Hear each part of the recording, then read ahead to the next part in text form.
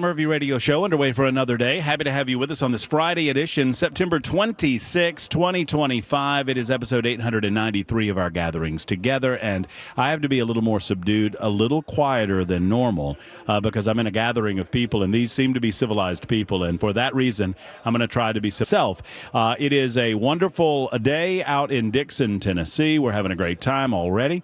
We're at Graystone Country Club, where a wonderful event's going on. We're going to tell you all about it throughout the course of the day. It is to benefit DMD, that is Duchenne muscular dystrophy. We fight DMD with this golf tournament, and we would love for you to stop by and contribute if you can, give a donation if you can. I think it's a little bit too late to golf, but we got a lot of golfers on the course, and we will be talking about this event throughout the course of the day. So happy to be here if you're out and about in Dixon.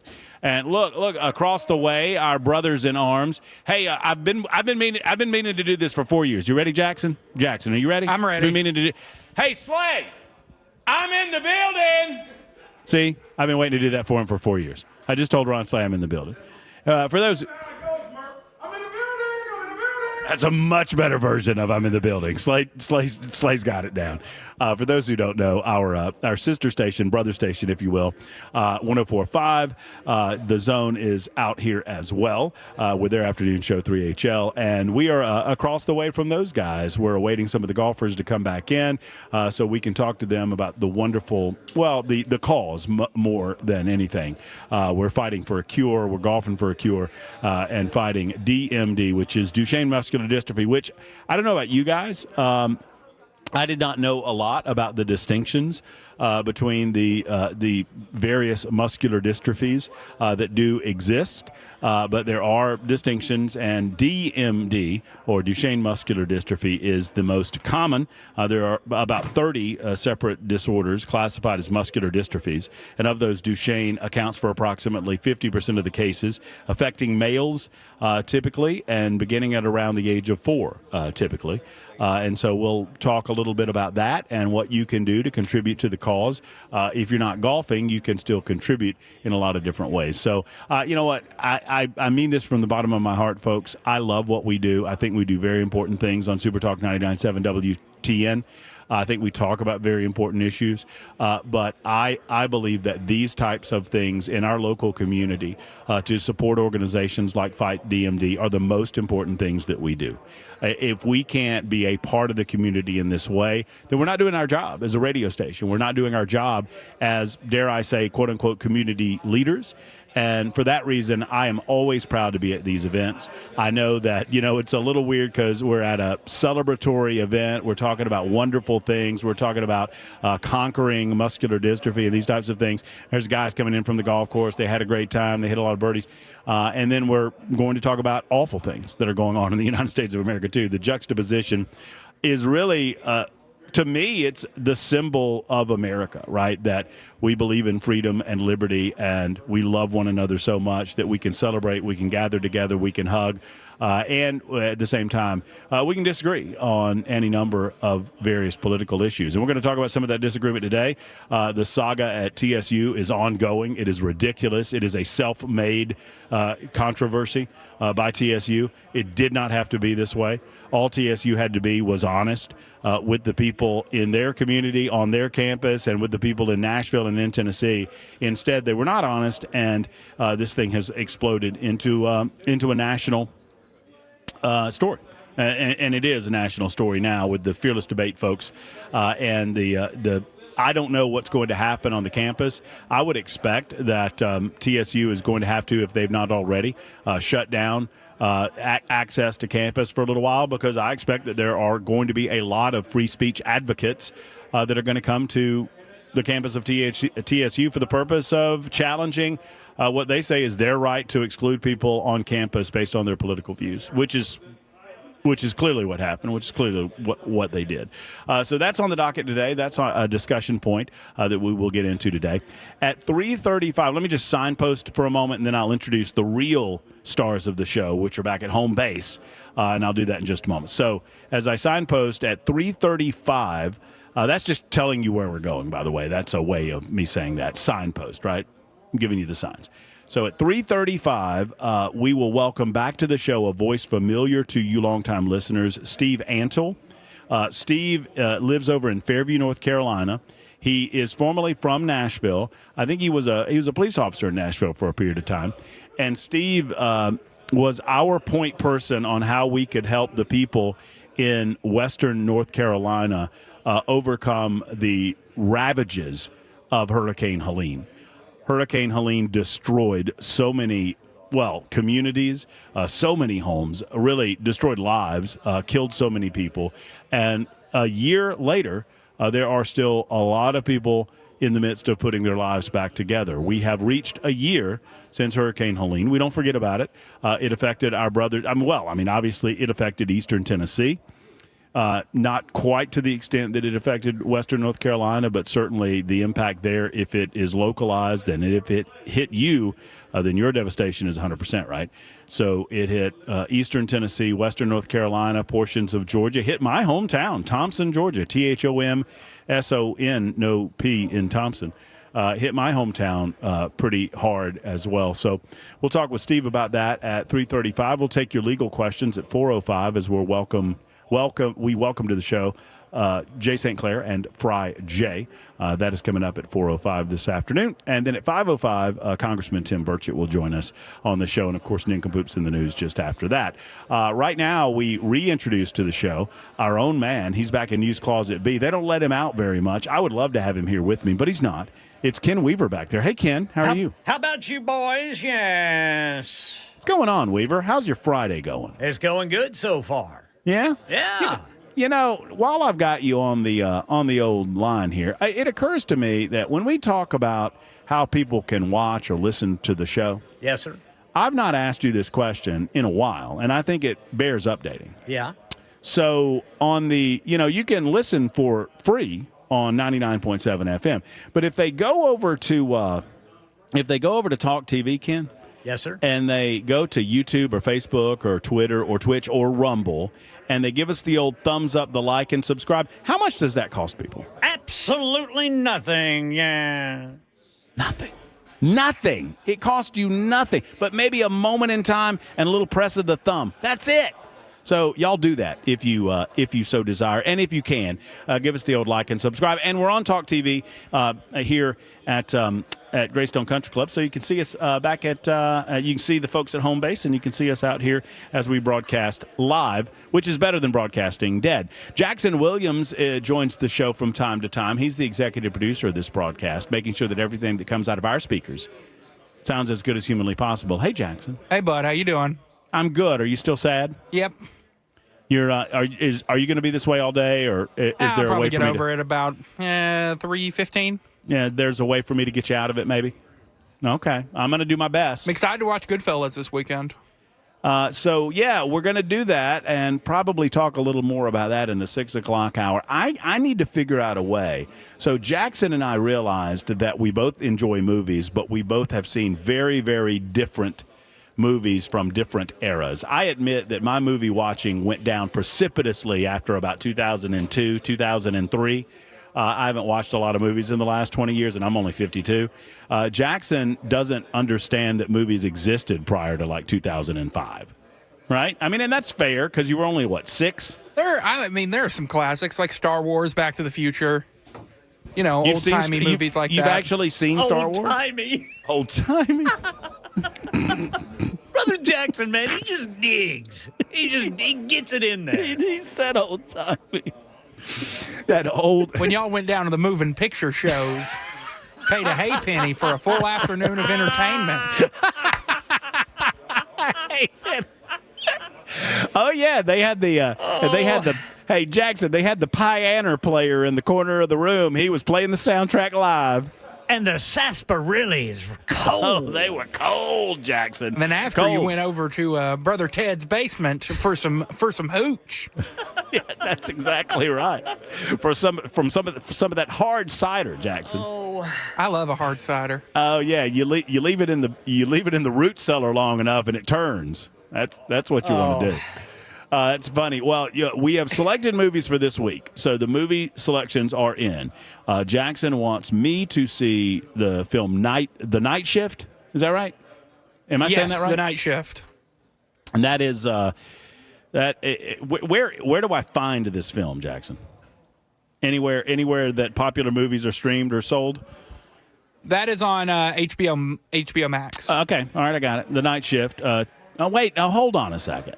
You want me to watch? You don't want me to watch this television series. You want me to watch the? You don't want me to see the 1982 film? I'm assuming. Called Night Shift. No, this would be the made-for-TV HBO movie with two people who look incredibly like Jay Leno and David Letterman. I shall find it. The Night Shift. I'll send you a link. It's about their back and forth, kind of the late night wars back in the day. Yeah. Yes. Okay. Do you know what Goodfellas is about, Jackson? The mobsters.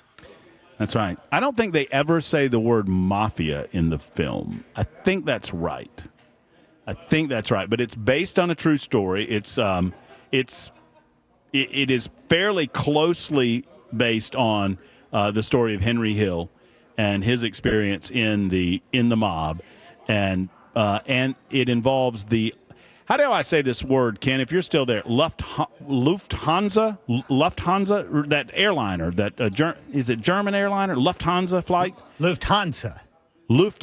That's what I believe it is. One of the biggest robberies in the history of aviation happened in New York, and this has that involved in it as well. So you'll Jackson, I feel like I'm handing you a gift this weekend.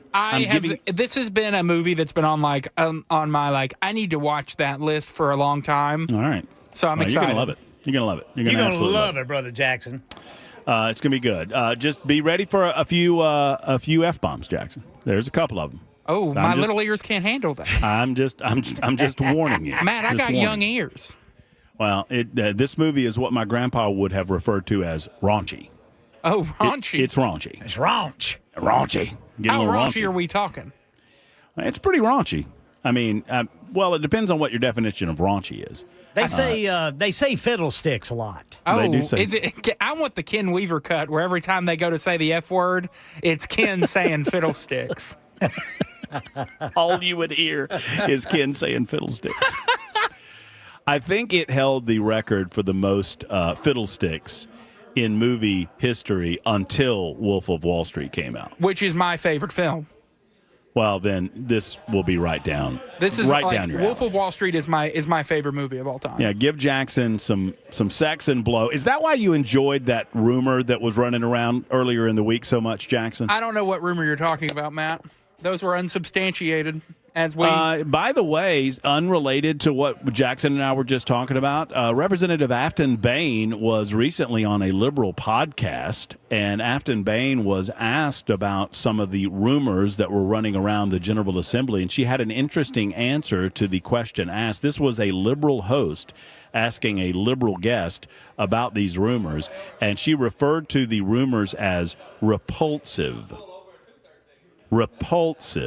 Which is a little more pointed than the word that she used with me.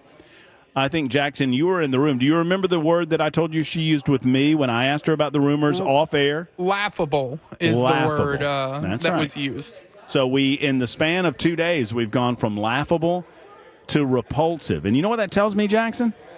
There's a lot of people talking about this rumor. That's what that tells me. A lot of interesting conversations happening about these rumors. So some of these rumors involve some of the subject matters of Wolf of Wall Street, and that's all I'll say about that. That's all I got to say about that. So that's Ken, all you just do the news. I just do the news, boys. And a lot of news there is to do. So Senate Democrats are reversing course on the shutdown, despite the fact that Donald Trump told them to go pound sand, which is very, very funny to me. We shall discuss that. Did you see our man DJT at the Ryder Cup earlier today? Oh, I absolutely love this. I adore it. I put it up on the X machine at Matt Murphy Show.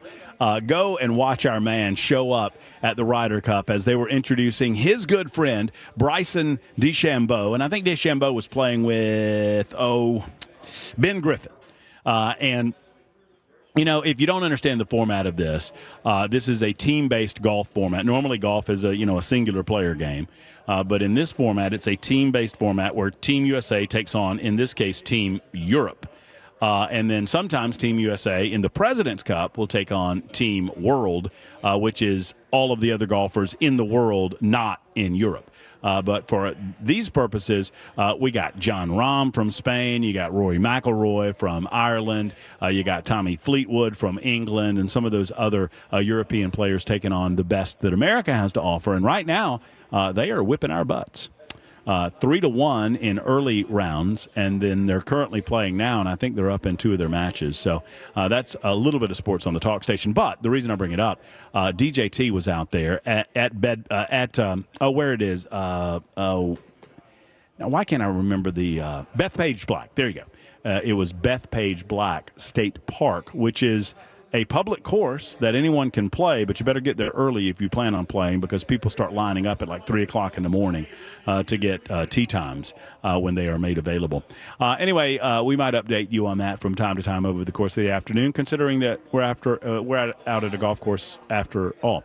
We'd love to get your telephone calls, 615-737-9986, 615-737-9986. It is, after all, First Amendment Freestyle Friday. If you were unable to get in on the TSU conversation, now's your opportunity to do that. If you have thoughts about anything that we've talked about over the last week, or if we've not brought up something that you think merits attention, now's your chance to do it on First Amendment Freestyle Friday. And don't forget, legal questions coming up in the 4 o'clock hour. We are live at Graystone Country Club in Dixon. We'd love to see you. It's 22 after the hour. Super Talk 99.7 WTN.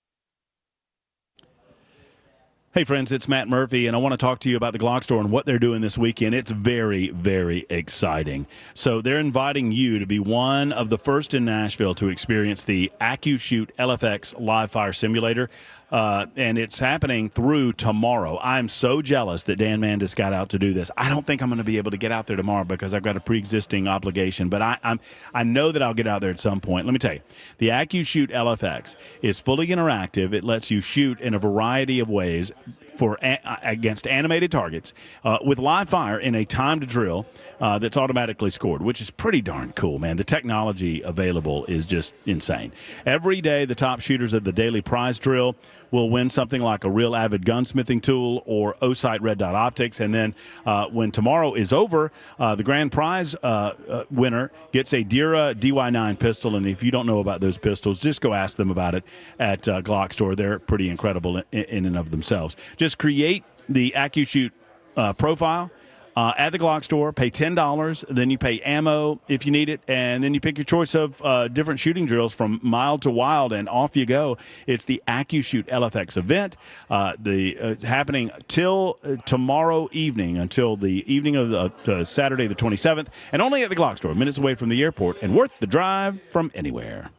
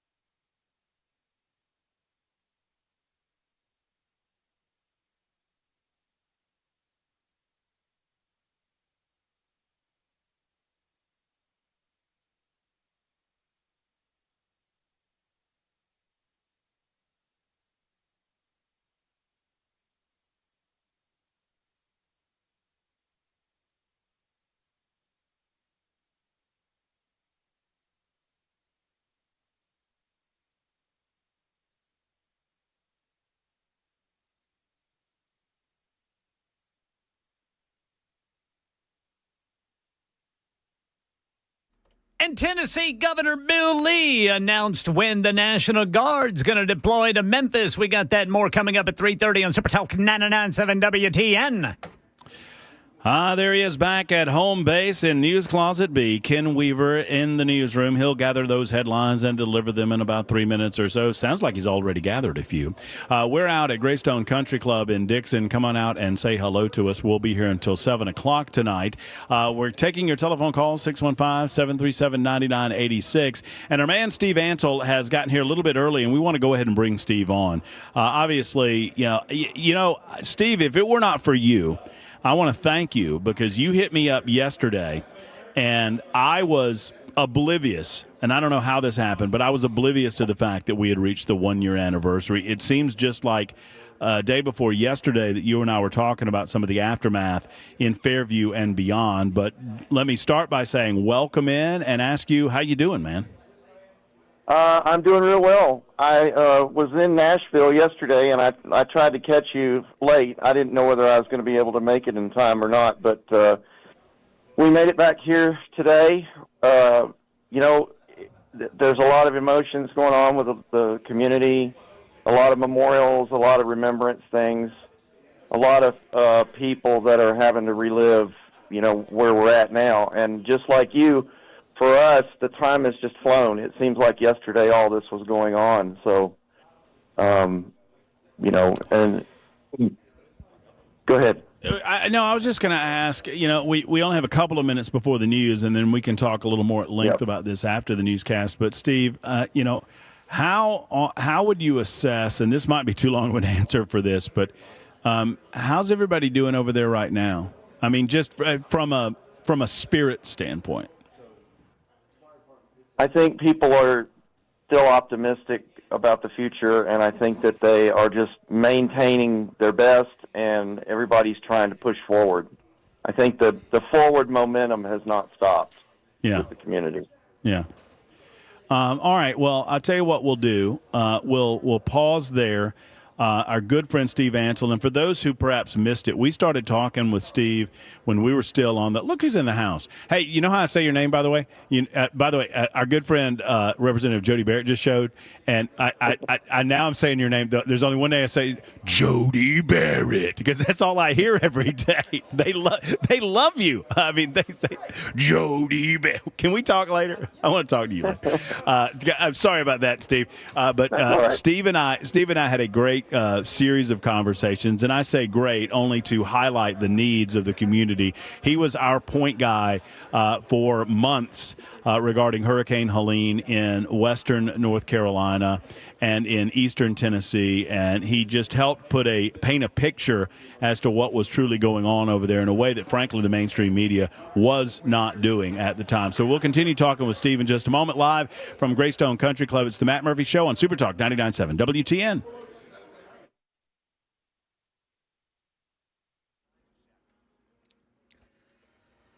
3:30 on the dot. I'm Ken Weaver with your top stories. Full forecast and traffic in 5 minutes. Governor Lee announcing that starting next week, National Guard troops will deploy to Memphis.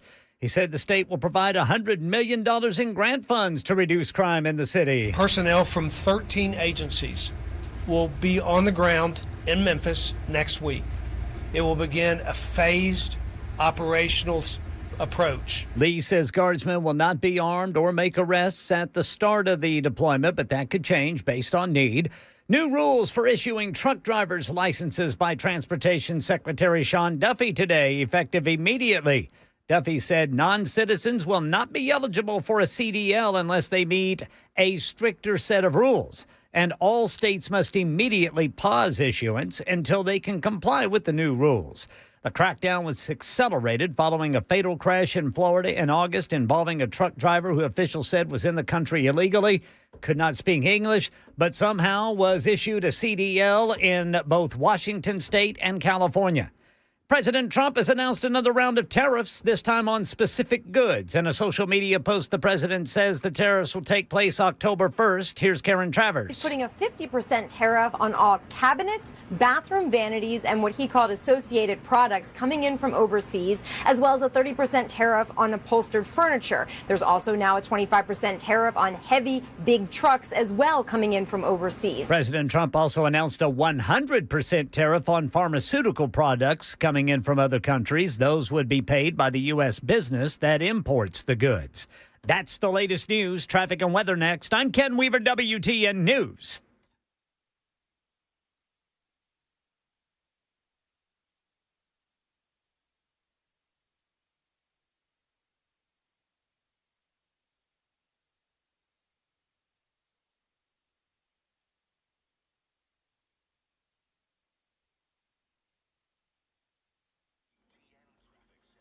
Paytonsville, Williamson County. TDOT says a disabled vehicle's blocking the right lane of 840 westbound. They're at exit 34. In Goodlettsville, got an injury crash reported by police. That's going to be Gallatin Pike North, just east of Conference Drive. The slowest part about getting out of downtown right now looks to be eastbound 40 to 65. You are coming to complete stops. I'm Ken Weaver.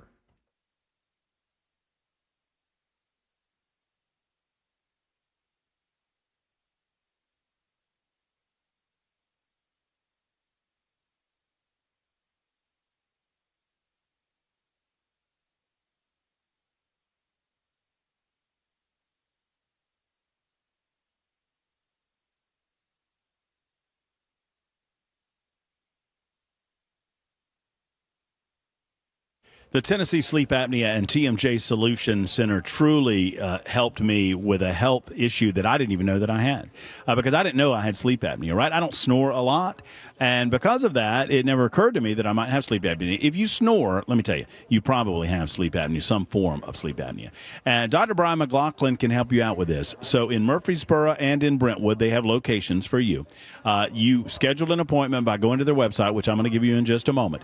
If you're a snorer or if you're not getting the energy that you feel like you should get when you sleep, may I suggest to you that if you have sleep apnea, you are stopping breathing throughout the course of the night, your air's not getting to you, and that could cause significant health issues. And obviously it causes snoring, which causes problems in your family life, right? So you solve these things by going to the Tennessee Sleep Apnea TMJ Solution Center. They have an FDA-approved oral device that holds the jaw forward gently. You don't have to worry about masks. I would never wear a CPAP machine. I would never wear these masks. But you don't have to worry about that with the Sleep Apnea TMJ Solution Center. Find out more by going to TennesseeSleep.com. That's TennesseeSleep.com. Do this for yourself.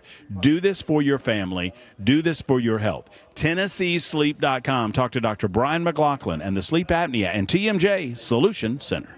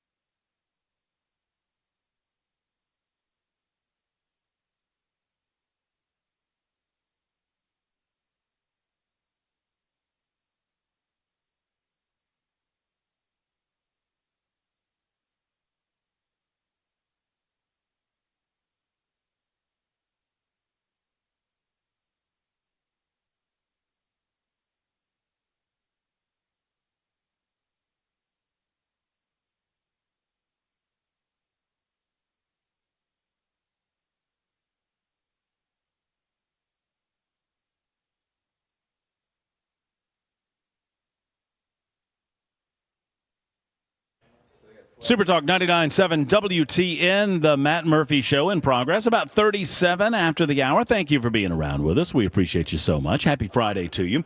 Hope you're doing well. If you are around the Dixon area and you don't get a chance to say hello to us when we're in Nash and whatnot, and you get, sometimes we're in Murfreesboro, sometimes we're in Brentwood, sometimes we're here, there, and everywhere. We don't get out Dixon way very often, so stop by and see us. Y'all know where the Graystone Country Club is. Just come on into the clubhouse and into the large dining room area, and here we are, and say hello. You can meet Representative Jody Barrett. He's here for a little bit. He's running for the 7th Congressional District seat that has been vacated by Mark Green.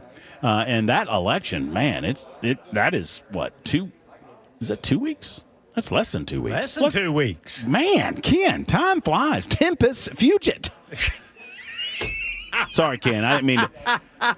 Hey, Ken, when Jay gets on with us Yes, later sir. on, ask him, say, hey, Murphy used some of that funny language. Can you tell me what tempest fugit means? And see what he says. All right. Jay likes showing off the Latin. You know.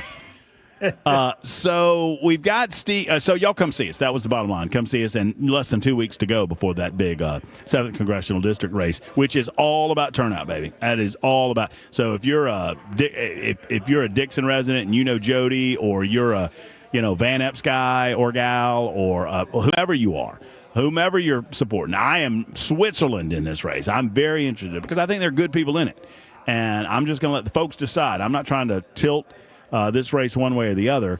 I'm just trying to call balls and strikes like I see it and go from there. But, man, it'll be here before you know it. And I would predict to you that considerably less than 20,000 votes will decide who the next congressman from the 7th District of the state of Tennessee will be. And that is in a district of over 800,000 people, just to give you a sense of how few people will decide for so many who their representative is going to be, at least for the next year until they have to run in the regular cycle. In the meantime, we're talking with Steve Antle, who was our point person on the ground. Steve did so much for the folks over there, and there was just a collective effort to try to help the people of Western North Carolina and Eastern Tennessee. And Steve, I asked you, I feel like it was an unfair question to ask with such limited time, the spirit of the folks and what the continued needs are. But let's start there. Where are we in terms of structurally getting the area that you're in, Fairview, Asheville, et cetera, back up to? I don't pretend that it'll ever be what it was, but give us a sense of structurally, roads, ability to get to and from. Just start right there. Well, the roads are still, there's a lot of the back roads that are still just a mess, still being graded out, still being cut out of the mountain. But that's for the most part way further up, up towards the top of the ridge and top of the valleys. In Asheville and in the more communities and the suburban areas, they've been doing debris removal a community at a time. So they'll go in, handle one community, then they'll go to the next and the next. They just got done with Swannanoa, and they've done like a fantastic job out there. And all of that, I guess, is coming from the disaster funding that that they keep supplying to us. They just, I think, approved another $50 million for us to continue that same process. So roads and stuff like that, still difficult to get around in some places. We came back and forth through the gorge, and it looks like that's probably going to be a 3 or 4 year project to get that back up to, where it would be normally. So as far as homes and things like that, there are people that are still trying to struggle and get into permanent housing. We do still have a lot of people that are in temporary housing. We've also still got a large contingent of people that are staying in campers. And most of that is just because the process is so long through all the paperwork and all the planning and all the plans to deal with insurance and everything else. But everybody. I mean, it's hard to believe. And I want to pause right there for a minute. It's hard to. I mean, is that more by choice that they're still in campers, or is it just the regulations and paperwork and red tape, or is it a combination? I was talking about that with my family the other day, and my feeling is on it from the people that I talk to, it's like they have got themselves situated, and a week has become a month, and a month has become 2 months, and they just want to just be able to maintain the status quo, now that they're in a settled situation, even if it's in a camper, and then just do one more move. I think it was a gradual process of it not being such a hardship, if that makes sense. Right. What are the are there still needs that we in Nashville and in Middle Tennessee can assist with? Well, I've been in the process for quite a while now of trying to draw down and get rid of all of the leftover supplies that we had that were of the type of things that we were getting at the very beginning, because all of that need has passed, all that emergency need for those type of things. But it's still just the long-term things, donating to charities, donating through churches, donating through, there's a lot of, I guess what you'd call community organizations that have started, like Spring Mountain Community and Garin Creek Community. So, you look these places up and try to route funds to them, because that's where the money's going to go, is to continuing to help people with their roads and bridges and driveways, and and just trying to get back to some sort of normalcy. During the process, you and I talked a lot about this while it was ongoing, that the federal government seemed to be, I don't want to say blind to the needs of the local community, but at times, and I understand every circumstance is different, but at times they seemed to be deaf to what the community was saying to them. Looking back on it a year later, Steve, how would you tell me how you would reflect on the response from local, state, and then, it might be impossible to separate these three, local, state, and then national. But how would you just assess the response, and what would you say about what could have been done better and what filled the need that those people had immediately in the aftermath of Hurricane Helene? Well, the local folks and then the state folks and even the out-of-state folks it was just an immediate flood of help. It was fascinating to watch that, and that was probably the most exciting part of watching the whole rescue, was watching how all of our first responders and all of our state agencies and so forth just kind of swooped in.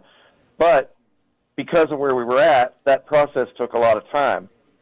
There was a lot of frustration, though, later on with FEMA, because for a couple of weeks it was like you would hear about FEMA, people would talk about FEMA, but there was no FEMA.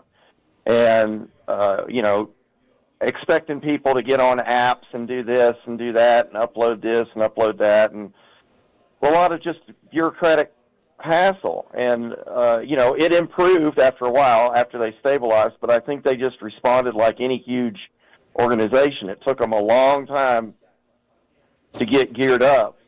And then once they found their stride, they did okay for the most part. There's been a lot of hassles, I would say unexpected things come up with FEMA over the last several months, in the news about how they're going to operate FEMA, how they're going to do funding, these tug-of-wars over funding for Helene. But we just get up every day and do what we do. What, on the ground, what is that like? I would think that a lot of people, I wouldn't say most, you tell me, are just kind of back to daily life, whereas some are obviously more the more impacted people still have things to do to get their lives settled. Is a lot of it insurance related? Is a lot of it just waiting on the paperwork to be processed so they can take the next step? You talk about stability. Look, I lived in a camper for a year. I understand that there's a level of stability, right? If you're in the camper, you got electricity, you're kind of stable.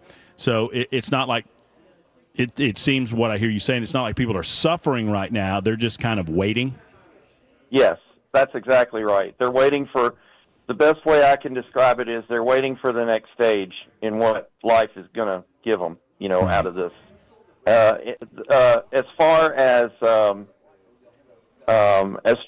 what we do, I think, yes, life's gone fairly well back to normal for most of the people, and then the other part of the other portion of the population has got a new normal that they didn't have before, but they have it now. And but we're all moving forward. It's just we're all just we're taking a moment to realize, Jesus, it already been a year since all of this happened, and it's just been like it's been in the blink of an eye. So I guess maybe it feels like the process is never stopped, if that makes sense. Well, I mean, it hasn't. It does make sense because, we in Nashville have, and I don't say this to point fingers at Nashville, it's just the way life is. We have moved on, mentally and actually, but it's a hell of a lot more different for you guys, and it's a hell of a lot more difficult when you're kind of in the epicenter of something that is a 1 in 100 years or more type of event. Yes. And I want to spend the last few minutes I have. I just want to say this. So I was in Nashville yesterday on business, and we were driving around town, and and I was reflecting on that. Reaching out to you last year was probably the single most important factor in getting so much immediate help directly here to Fairview. I was driving around town down there in Tennessee yesterday, and I was thinking about all the people down there that had supported us here, and getting that financial help and getting the word out. And I don't know if you remember the day that I called you the very first time, but I was about in tears that day, and I literally reached out to you just at the right time and the right moment, and reaching out to you kind of was the impetus for everything that followed, if that makes sense. I was very blessed to have, I was listening to you, and I was thinking to myself, what can I do? What can I do? And I didn't know what to do. This was on like day 2, maybe the second or third day. Mm-hmm. And I'm listening to you in the background, and I'm thinking, I need help. I need to call somebody, and I called you. And look at what happened. We got tractor trailers for storage. I got tons of supplies. I had finance donation money coming in, and it just would not have happened. And I don't think anybody down there that helped us during that time really understands how important and how direct that help affected people here. And anyway. I'll say this, Steve. You did the work. You and your team of community members and the team that you assembled and the people that listened to this radio show, all of that collectively worked toward a singular effort, and that is to help alleviate the pain and suffering that people were going through no fault of their own. And what I have found over the years that I've done this is that what I can be is amplification, right? And I joke about it because I oftentimes say I don't need amplification because I'm so loud anyway. But what I can do is amplify a message, and we tried to do that as best as we possibly could. And I'm glad that I knew, and I'm so happy, and I continue to be amazed at the insane generosity, the incredible generosity of Southerners, and in this case, Tennesseans, who just want to do what they can do, how they can do it to help their fellow man. And that's what it's all about. That's what it's all about. Yep. Well, I certainly appreciate it, and our community appreciates it. Well, we love you guys. And we thank you. And and let us know if there's anything additionally that we can do to assist our guys over in East Tennessee or the folks over in Western North Carolina. You say the word, and we're there, brother. I will, and I'm going to make it a point when I'm in town next month to come track you down, and I also want to meet Ken Weaver, because tell Ken, please, that I really appreciate his daily affirmations and prayers on Facebook, where he does his little thing every day, from his house or his car or whatever. I never miss those. So just let him know that. Keep him up. I don't know if Ken's listening right now, but I will. If he's not, I know he's got a newscast to get to, but if he's not, I will definitely pass on the message, brother. All right. Thank you, man. All right. Thanks, Steve. There's Steve Antle, who really did so much, guys, for his community, so much for North Carolina, so much for even Tennessee. I mean, just amplifying what was going on over there. And more than anything is helping us understand exactly what was happening in real time so that we could understand how best to assist those that most needed it. And I just didn't want to forget them. I didn't want to, it was a big deal. And because it was in the South and because it was in the rural South and because the Biden administration was in office at the time, it did not get a lot of attention on national media networks, the type of attention that it should have gotten. So 53 after the hour on Super Talk 99.7 WTN. To your calls coming up in just a moment. And before you know it, it'll be time for Friday. On Super Talk Live from the Graystone Country Club, it's Matt Murphy Show. Back in a moment.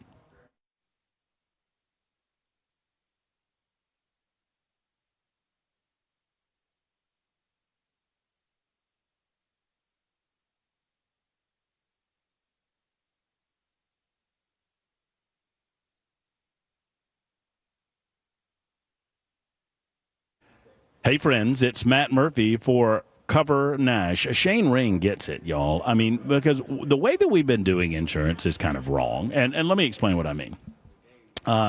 You go to insurance companies trying to figure out what the best rates are and what the best coverage is amongst insurance companies. Well, insurance companies, I don't even fault them for this, right? They are predisposed to tell you that they're the best. Whether or not that is true, well, that might be true. It might not be true. You don't know because the insurance companies are trying to get you to sign up for their program.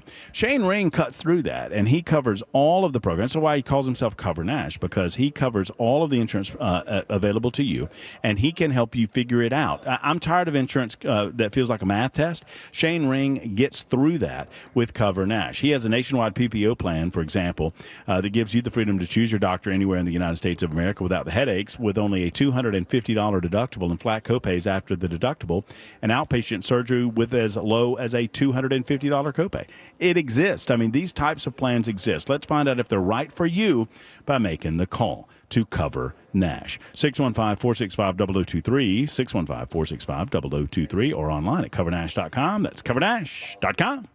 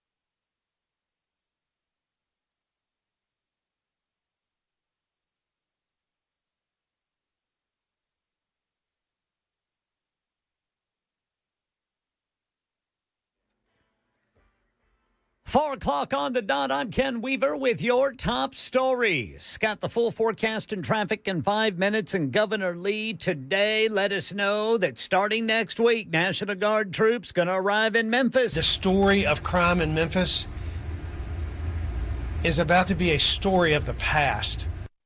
Personnel from 13 agencies going to be on the ground in Memphis next week. It's going to start a phased operational approach with troops being unarmed and not there to make arrests initially.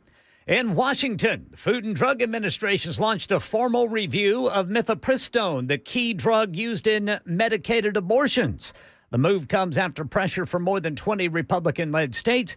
Critics warn the review could be politically motivated and may lead to tighter restrictions, such as reinstating the in-person dispensing rule that was lifted in 2021. And starting immediately, new rules for issuing truck drivers' licenses to undocumented immigrants. The process for issuing these licenses is absolutely 100% broken.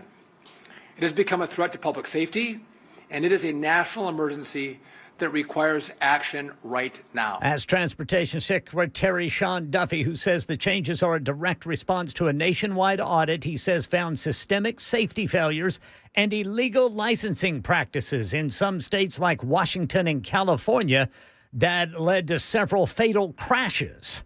And federal health officials issuing a public health alert for meatball meals sold by Walmart nationwide. Is for potential listeria contamination of market-side linguine with beef meatballs and marinara sauce discovered in the linguine, matching the strain previously linked to a deadly fettuccine outbreak.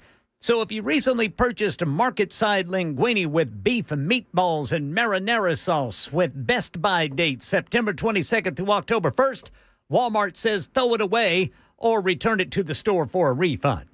Israeli Prime Minister Benjamin Netanyahu telling the UN General Assembly today Israel will fight until the threat of Hamas is wiped out, and he rebuked the handful of countries pledging to recognize a Palestinian state. Giving the Palestinians a state 1 mile from Jerusalem after October 7th is like giving Al-Qaeda a state 1 mile from New York City after September 11th. This is sheer madness. It's insane, and we won't do it. Dozens of delegations walked out as Netanyahu was walking in to protest the war in Gaza. That's the latest news. Traffic and weather next. I'm Ken Weaver, WTN News.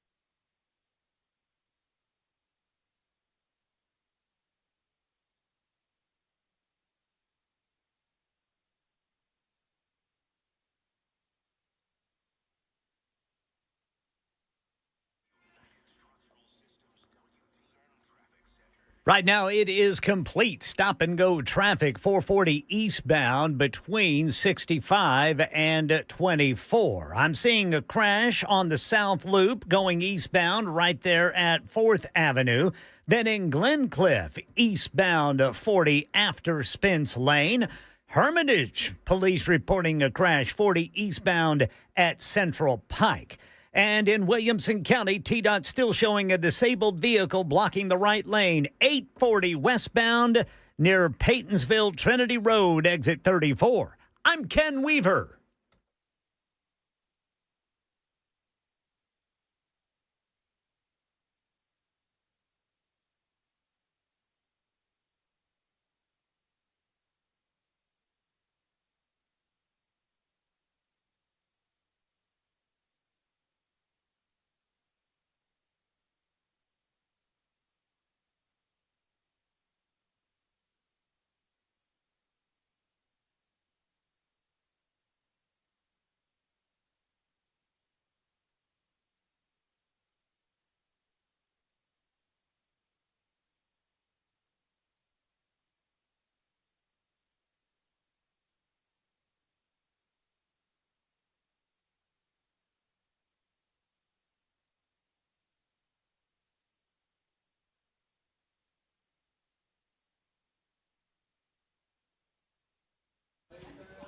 All right, what's going on, guys? It's the Matt Murphy Radio Show underway for hour number 2. Glad to have you with us on Super Talk 99.7 WTN, and we are so glad to be in Dixon, Tennessee. Friends, we're out at the Graystone Country Club.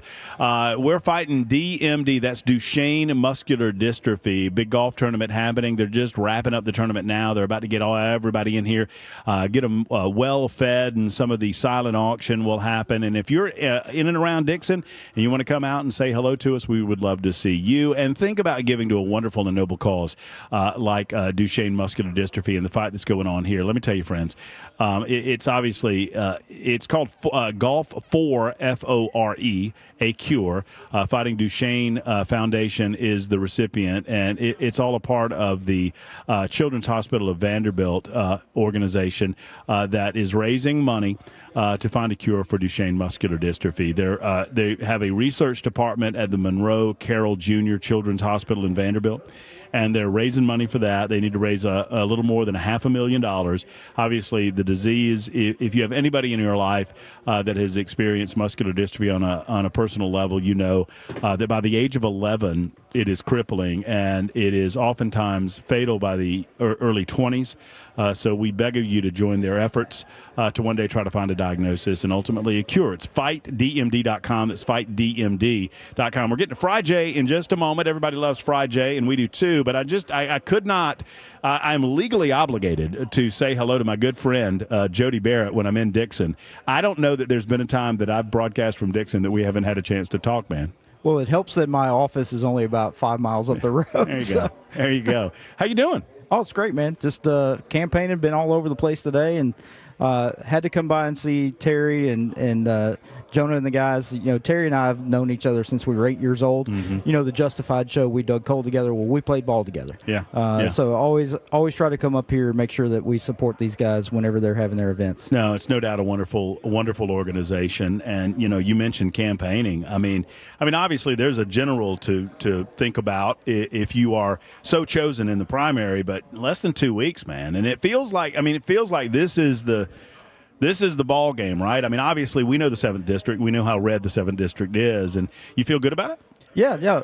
We're in a great spot. I mean, I couldn't ask to be in a better spot this time. You know, it was 8 days left, I think, before we get into the actual election day or primary day. And so, you know, it's just turnout and making sure we're getting out the vote. We're spending all of our energy now, you know, phone calling, phone banking, knocking on doors, you know, offering rides, anything we can to make sure we're shaking people out and getting them to the early voting as much as possible. Did you, you know, because you and I were kind of laughing right before we came on because we had one of these anti-Jody Barrett ads, and I laugh and say that every time I'm going to say your name from now on, it's Jody Barrett in that deep baritone or bass voice. Did you, when you decided to throw your hat in the ring, I mean, I mean, you're no neophyte to politics. Right. You've made decisions that a lot of people, including myself, have criticized in the state legislature, and you've stood up and said, these are my reasons, this is why I'm doing what I'm doing.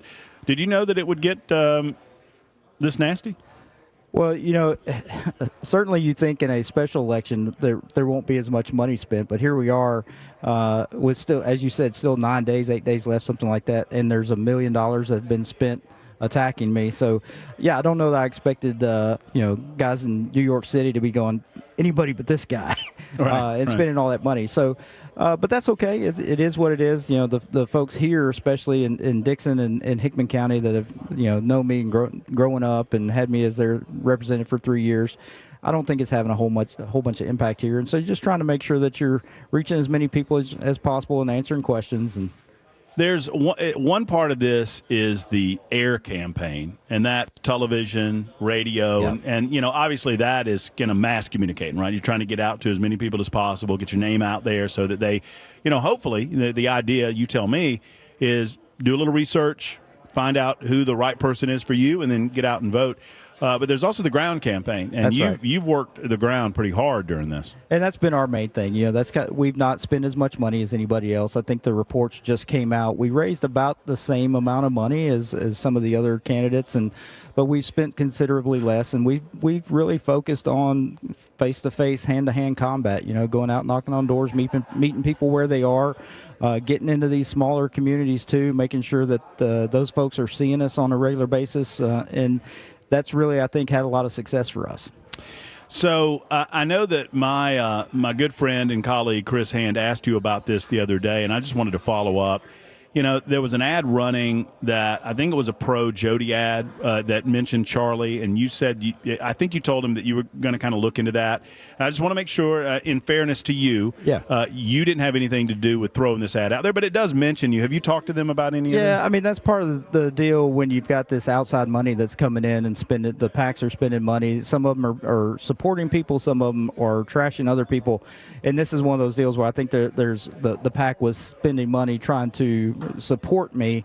And y'all legally can't communicate. Correct. I'm not allowed to have any communication whatsoever. Nobody on my campaign staff is supposed to be able to coordinate with them what's in an ad or what it's going to say. I didn't even know it was running. Mm-hmm.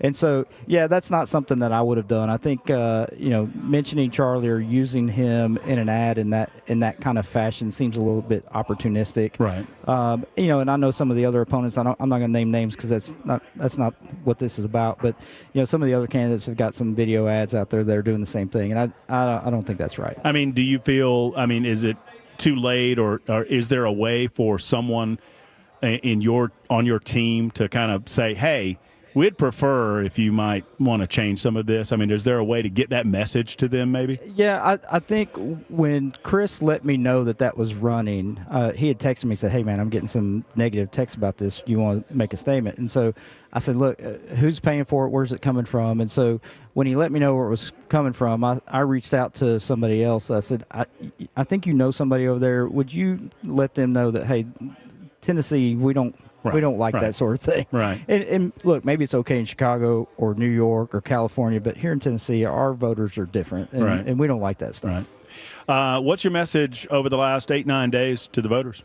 Vote. Just get out and vote. At this point, I think the hay's in the barn. You're not really going to convince anybody to, change their mind one way or the other. I mean, it's turnout, right? It's all about turnout. It's all about who shows up. I think each of us have our little core base group of supporters, and it's just a matter of who gets to the polls. I've been very encouraged the last couple of days as Dixon County has had its second voting location open up.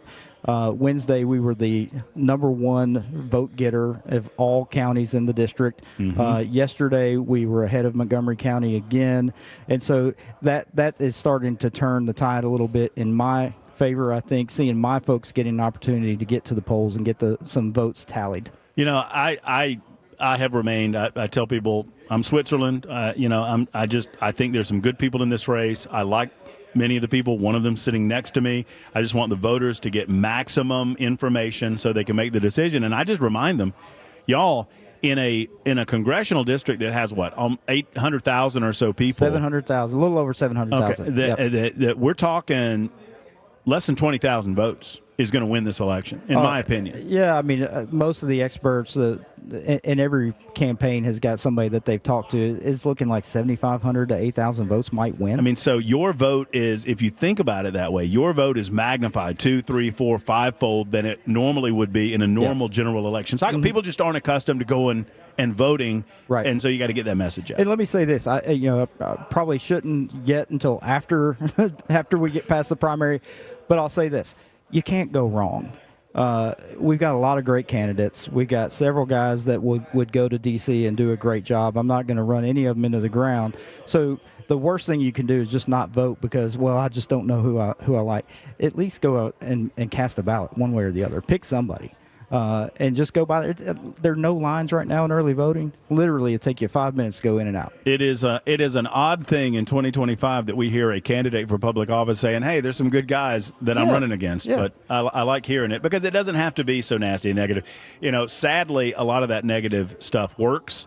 Otherwise, they wouldn't do it. Yeah. But I like the idea of saying, look, you just need to find out who the right person is for you. Yeah. Yeah. And I'm going to leave now and go club some baby seals. And Jody Barrett admitted to clubbing baby seals. That's right. That'll be on the next ad. That's going to be on the ad tomorrow. That's right. Listen, thanks for stopping by, brother. We appreciate you, good man. to see you. All right, yeah, it's thanks good for to coming see you down here and supporting it, Fight DMD. Man. It's a wonderful organization. We wouldn't have it any other way. Jackson, I'll tell you what. Tell Jay we'll take the break a little early so that we can get a nice long segment with Fry Jay coming up. And I appreciate Jay St. Clair. Blame the politician, not me. It's Super Talk 99.7 WTN.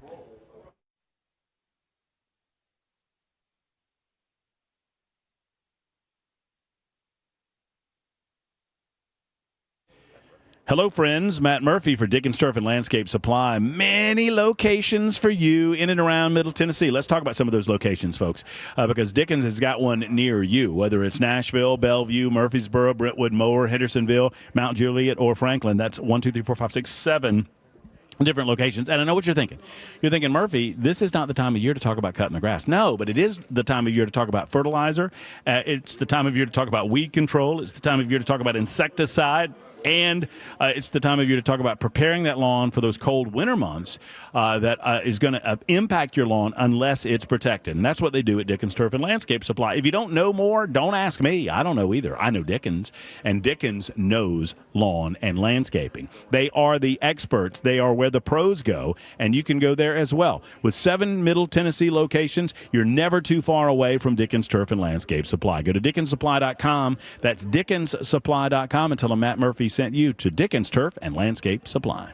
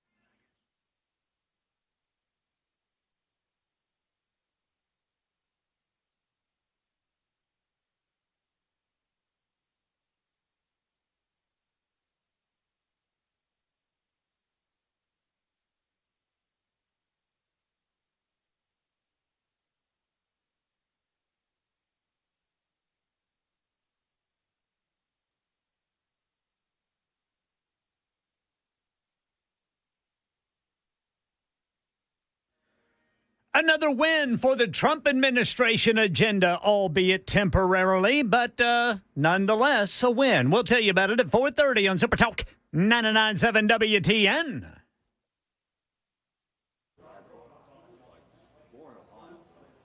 Super Talk 99.7 WTN, with my apologies to those of you that tune in at 4 o'clock every day for Friday. My bad. We've got a lot of moving parts going on out here in Dixon, and I apologize to you, and I apologize to my great buddy, my best friend in the world, our legal expert and correspondent. You know what? Okay, I'll give you a second. Jackson needs a second. It's 21 minutes. I'll tell you what. I'll redo this. It's 21 after the hour. Super Talk 99.7 WTN. This is Matt Murphy. We are live in Dixon at Graystone Country Club. Fight DMD is the organization that you need to focus on. FightDMD.com. That is Duchenne muscular dystrophy. It is. We are fighting for FORE. Get it? For a cause. A big golf tournament happening today. Man, oh man! If it weren't for this shoulder, I would be out playing in this golf tournament, but instead I'm proudly broadcasting on location in support of the organization Fight DMD. That is Duchenne muscular dystrophy, the most common form of muscular dystrophy. About 50% of the folks that have it have this form of muscular dystrophy. It is oftentimes fatal by the time that young people get into their 20s, and so we invite you to go to fightdmd.com. I apologized formally to my good friend, and I'm going to do it in person. Ladies and gentlemen, boys and girls, at 22 after the hour, it's time for Friday. Good morning, Americans. It's Friday. He is our legal correspondent. He's a good Tennessee man. He's the brightest man that I know, and he is, I'm proud to say, my best friend. His name is Jay St. Clair. And, Jay, I owe you a sincerest apology, but I'm not going to apologize to you until I ask you a question. Jay, I have a question for you. Uh-oh. Jackson, if you can hear him, I can't. I cannot hear him either. Oh. Well, we'll work on that then. I bet that maybe I'm muted, or that he's muted, or that you're muted, Jackson. Well, Jackson's hardly ever muted. Oh, there he is. I think I hear him. Hey, Jay. All right, we'll figure this out. We've got this. I feel like we have this. Jackson. By the way, Jackson, do you have Jay's communique? Do you have his phone communique? 1 second, Matt. I'm working on it. Okay. Yeah, y'all work the problem over there, and I'll continue to talk over here, and then we'll try to get everybody together. Oh, hey, Jay, are you there? Yes, sir. Jay, I have a question for you before I apologize to you. You ready for the question? Yes, sir. How you doing? You know, man, if I were any better, it'd be 8:30 tomorrow morning, and I would be taking the green flag at Barber Motorsports Park in my C5Z06. I didn't know it was a park weekend. That's great. That's awesome. Yep. Yeah, I was hoping it'd be a little bit cooler, but it's going to be dry, and so I'm excited. Oh man, you should be. Well, you're not allowed to put your lip out because I made you wait. I apologize for making you wait. You know how these politicians are, Jay. That's okay. The meter was running, man. Well, when I get stood up like that, I charge double time. Well, I'm sorry. We've already got folks lining up to ask you a question or two. But before we do that, is this your first time back out at the park? I know you take the summertime off. Is this your first trip back out? Yeah, for first fall run. And this is when my buddy, my high school buddy, I may have told you about him, Johnny Redmond, he's bringing down a race car he built. And is going to put it on the track. And it's a tribute car to Red Farmer. And I think Red and Donnie Allison are going to be there tomorrow. Oh, that's so cool. Yeah, so it'll be a fun weekend. Oh, that sounds awesome. Well, I look forward to hearing about it. Let me know how it goes. What are you still? Let me see. Let me get. I think you got down. Let me see how good my memory is, Jay. Okay. You were rolling 138. That's it. Oh, look at there. Look at there. Yeah, I thought that's what Augie turned to 38.1. I turned to 38.8, and Andrew Raines turned to 37.6, I think. So I'm you're fighting tenths. No, we're chasing pennies now. Wow. And that's all in your car. That's by the way, for those who don't know, yeah. Absolutely same car. And no, let's see. Andrew ran it a 37.8. So, it's all the same equipment, same tires, everything. That's cool. That's cool. And, Andrew, professional race car driver. Augie, is Augie a pro, Jay? I guess you'd call him a pro. Augie won the Snowball Derby twice. Ooh, I love it. Andrew is a wannabe professional race car driver. Augie's the real Augie Grill beat Kyle Busch and Chase Elliott twice. That's the real deal. Yeah. I love it. I love it. All right. Without further ado, guys, y'all line them up early, and I appreciate that. 615-737-9986, either on super text or on phone. Get your questions in for our good friend and legal man, Jay St. Clair. I think Frank is first up, and Frank's got a question for Jay. Frank, good afternoon. Good afternoon. Thanks for taking my call. Well, of course, Frank. You're on with my man, Jay St. Clair. What's your question? Well, a couple of weekends ago, a man in a pickup ran through my girlfriend's house trailer. Wow. And she was not home. She was not hurt. We got down there, and she owns the trailer, rents the lot, and the police incident report, the property manager at the park misrepresented herself as the owner of the trailer. So the insurance company for the driver won't speak to my girlfriend. They don't know who she is. And how do we get that report corrected? Well, the police report you're talking about? Did I lose you? The police report you're talking about, Frank? Are you talking about the police report, Frank? Well, I don't know. How do I get that corrected? Well, you can go down and talk to the police to do that. But I'm not hearing you. Okay, Frank can't hear Jay, Jackson. I don't know if that's something that you can adjust. Can you hear me, Frank? I can hear you just fine. Okay. Yeah, so let me just speak to you, Matt, and then you can tell me what I've said. Hold on. I'm getting Jay now. Jay now. Oh, he's got you now, Jay. I'm not sure the police report's that important, Frank. What do you want the trailer fixed, right? It's a 30-year-old trailer. It's really destroyed. It knocked it off the foundations. It's shot. So what do you want? What do you want? What do you want the outcome to be, Frank? Really, just for her to be made whole. I mean, she's homeless. She's staying with me. Right. So did you want the money for the trailer? The trailer's destroyed. It can't be repaired. Some kind of recompense for just to help her get a new home. Does she and have? Do we need to get a lawyer involved? Well, does she have insurance? She does not have insurance. No. She didn't have homeowner's insurance. No, being that old and it's in a trailer park, she owns it and rented the lot. So I got it. So do you know who hit who hit it? We do, and we have his insurance information and all that. But they won't talk to her because she's not on the report. So. Yeah, well, I wouldn't worry too much about that. I would just contact that insurance company and say, look, we own this trailer, right? And we're who you need to be dealing with, and you're the ones that you owe us for this trailer.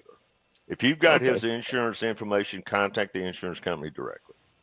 Okay, and do we need a lawyer to represent her interests for this company? Is it something we can handle? No, well, how much money do you think it's worth, Ryan? A 30-year-old trailer, man, it's not going to be worth very much. It ain't going to be worth $5,000, is it, Frank? Probably not.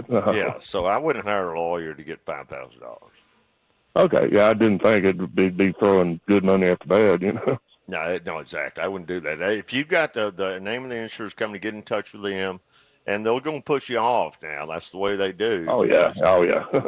But you just got to be serious about it. In the meantime, you can go down to the police department and tell them that, hey, y'all got the wrong owner. We are the owners. Sure, she's got some kind of document proving that she owns the trailer. Yeah, she's got the title, yes. Yeah, so that's what I do is I take the title down there to the police department, but I wouldn't wait on the other. I'd go ahead and contact the insurance company. I'd do both of them at the same time. We will do that. Frank, and thank you for your help, and have great luck out at Barber, man. Hey, Frank, thanks, sir.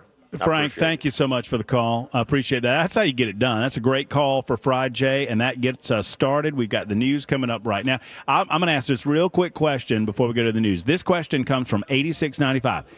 Ask Jay if young Jackson can sue the Vols place kicker. I'm very interested to hear your response, Jay. Are you there? Hey, Ken, Yes, you're listening, aren't you? Yes, sir. Kid's here. Ken, can you hear me? I can, brother. Ken. Yes, sir. What does it take to file a lawsuit? $140 in a crayon. Everybody, Jay, everybody in Middle Tennessee, you realize every single adult in Middle Tennessee knows what it takes to file a lawsuit. I love it. I absolutely love it, man. I just love it. And see, I'm on a mission. That's right. To educate the public. Well, I think you got your answer, Jackson. $140 in a crayon. I will see him in court. Poor little fella. All right, we'll take a short time out. We got Ken Weaver's newscaster. We're coming back with a continuation of Friday next on Super Talk 99.7 WTN.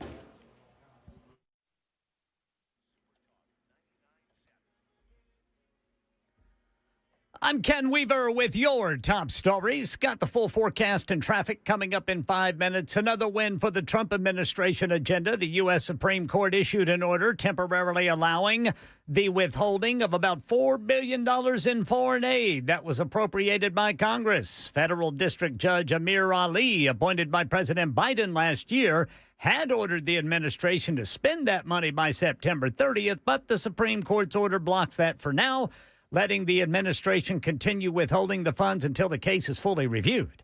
Governor Bill Lee announcing today, starting next week, National Guard troops will arrive in Memphis. The story of crime in Memphis is about to be a story of the past. Governor says personnel from 13 agencies will be on the ground in Memphis next week. They'll begin a phased operational approach with troops being unarmed and not there to make arrests initially. And in Washington, the Food and Drug Administration's launched a formal review of mifepristone, the key drug used in medication abortions. This move comes after pressure from more than 20 Republican-led states. Critics say the review could politically motivate and lead to tighter restrictions, such as reinstating the in-person dispensing rule that was lifted in 2021. That's the latest news. Weather is next. I'm Ken Weaver, WTN News.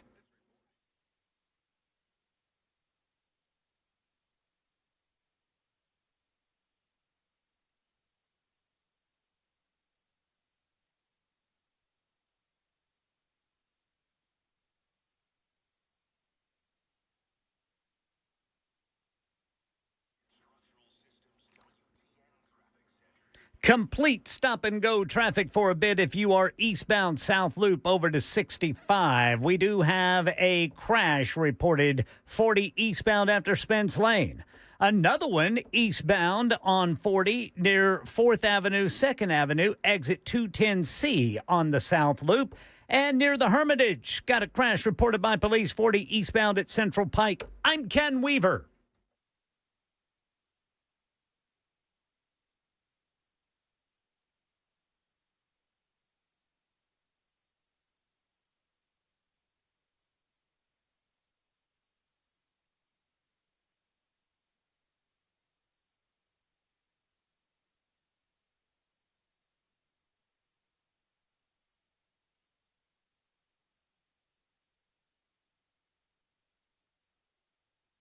I like to say, and I've been saying it for a while, that you up your food game at a certain age in life, right? Where you don't want the cheapest just because it's the cheapest. You get a better cut of meat at the meat market, or you get a better, line of veggie. You go to the farmer's market instead of going to the grocery store, that kind of thing. Well, you up your food game because you want to consume better things, and, you feel like you owe it to yourself to get the better cut of steak or the better cut of salmon. Well, you're not really upping your food game until you up your spice game, and you up your spice game at Savory Spice. It's the one-stop shop that I recommend. They're in Franklin, worth the drive from anywhere. Go down Franklin Way, just off the square next to Gray's Pharmacy. Walk in, you'll smell the incredible aromas, and right now it's all about the fall, y'all. And I know you get tired of hearing about the pumpkin spice, but it's also the maple syrup spice, which is pretty incredible, the salted caramel, which is pretty incredible for the sweet things in your life, or any and all of the fall flavors that you're looking for can be found at Savory Spice. Savory Spice, Holly and David, locally owned, which I absolutely love. I love supporting our local community in this way, and I encourage you to contact Savory Spice. Go by and see them. Tell them that I sent you, and browse around and restock those shelves with the deliciousness that is Savory Spice. Once again, you up your food game by upping your spice game. You up your spice game at Savory Spice.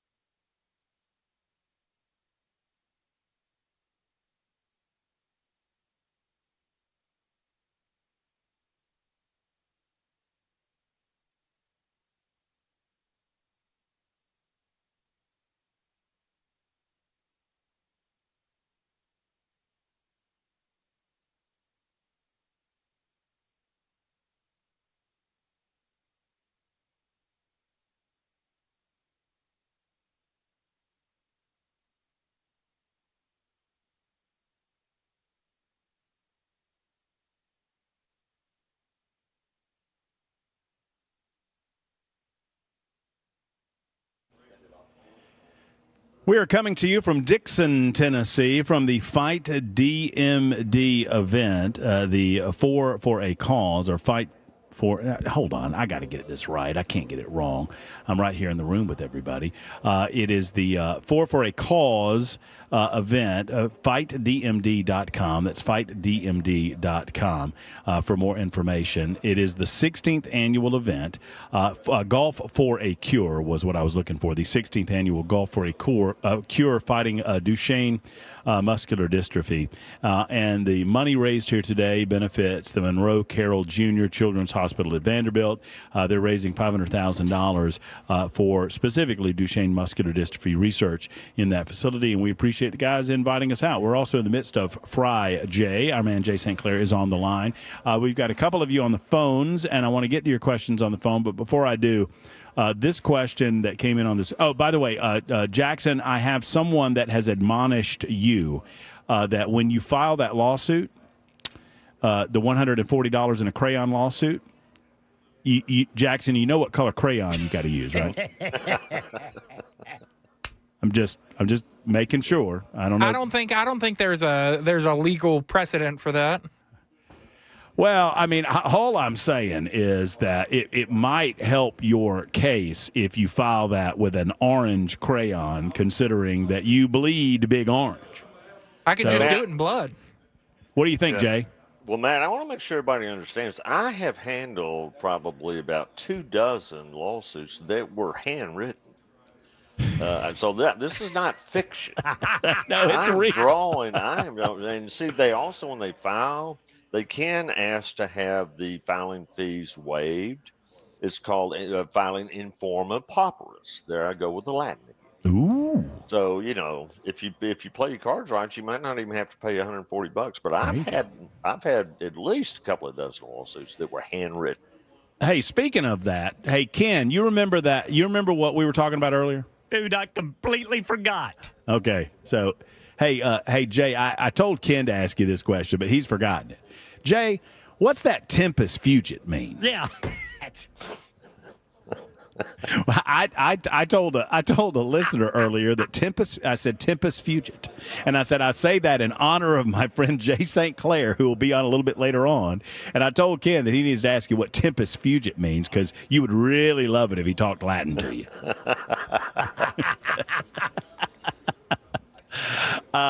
So let's see. We don't have the time today, man. But I think I sent you some. Webster's Dictionary is now on Twitter, and they're great. Uh-huh. And they have a real world explanation for cease and desist. Do they? And the story's fascinating, and I believe their story more than the one that I kind of surmised. But I don't want to take the time right now to tell it. But it's fascinating. Well, I want to look that up. I do. Question for Jay. I'm involved in stock car racing. I've had an issue with another driver, and it's now to the point. Wow, I know, right?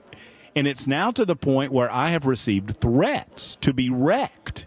Yeah. And I'm being followed to different racetracks by this person and his team after I decided to leave the track. What can I do legally to stop this harassment? Put him in the fence and turn 3. That'll stop it.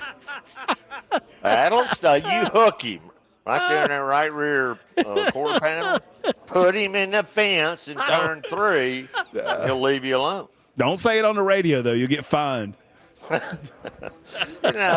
mean, what you can do, the only thing you can do really is go to the police and just tell them what's going on. And just, maybe what they can do, I don't know if the guy lives near you, I would go to the jurisdiction where you live and just go to the local police department and you tell them what's going on. This is what they do for a living.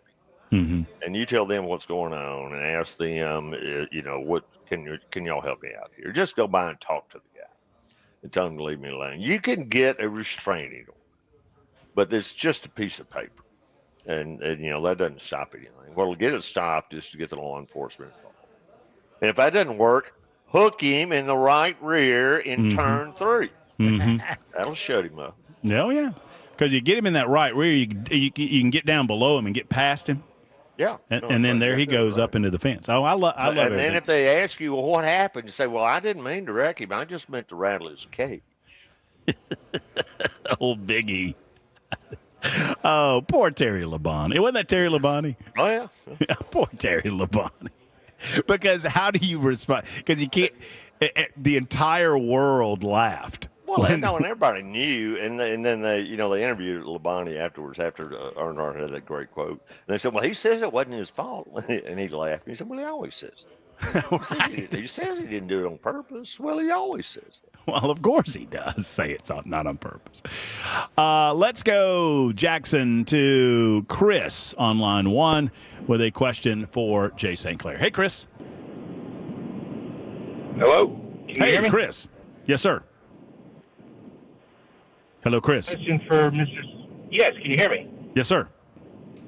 All right. So I had a question for Jay. My wife had our local police department contact her with a report that she had been scammed out of $460,000, and they gave her the police detective had her phone number, her address, so the person who ever reported it knows her, obviously, and she asked the detective if she could tell them who it was, and they said that was illegal.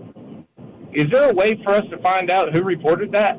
Are you sure that the person that contacted you really was a police officer? Oh yeah, she went down to the police department. Okay. She went down because they wanted to come to the house.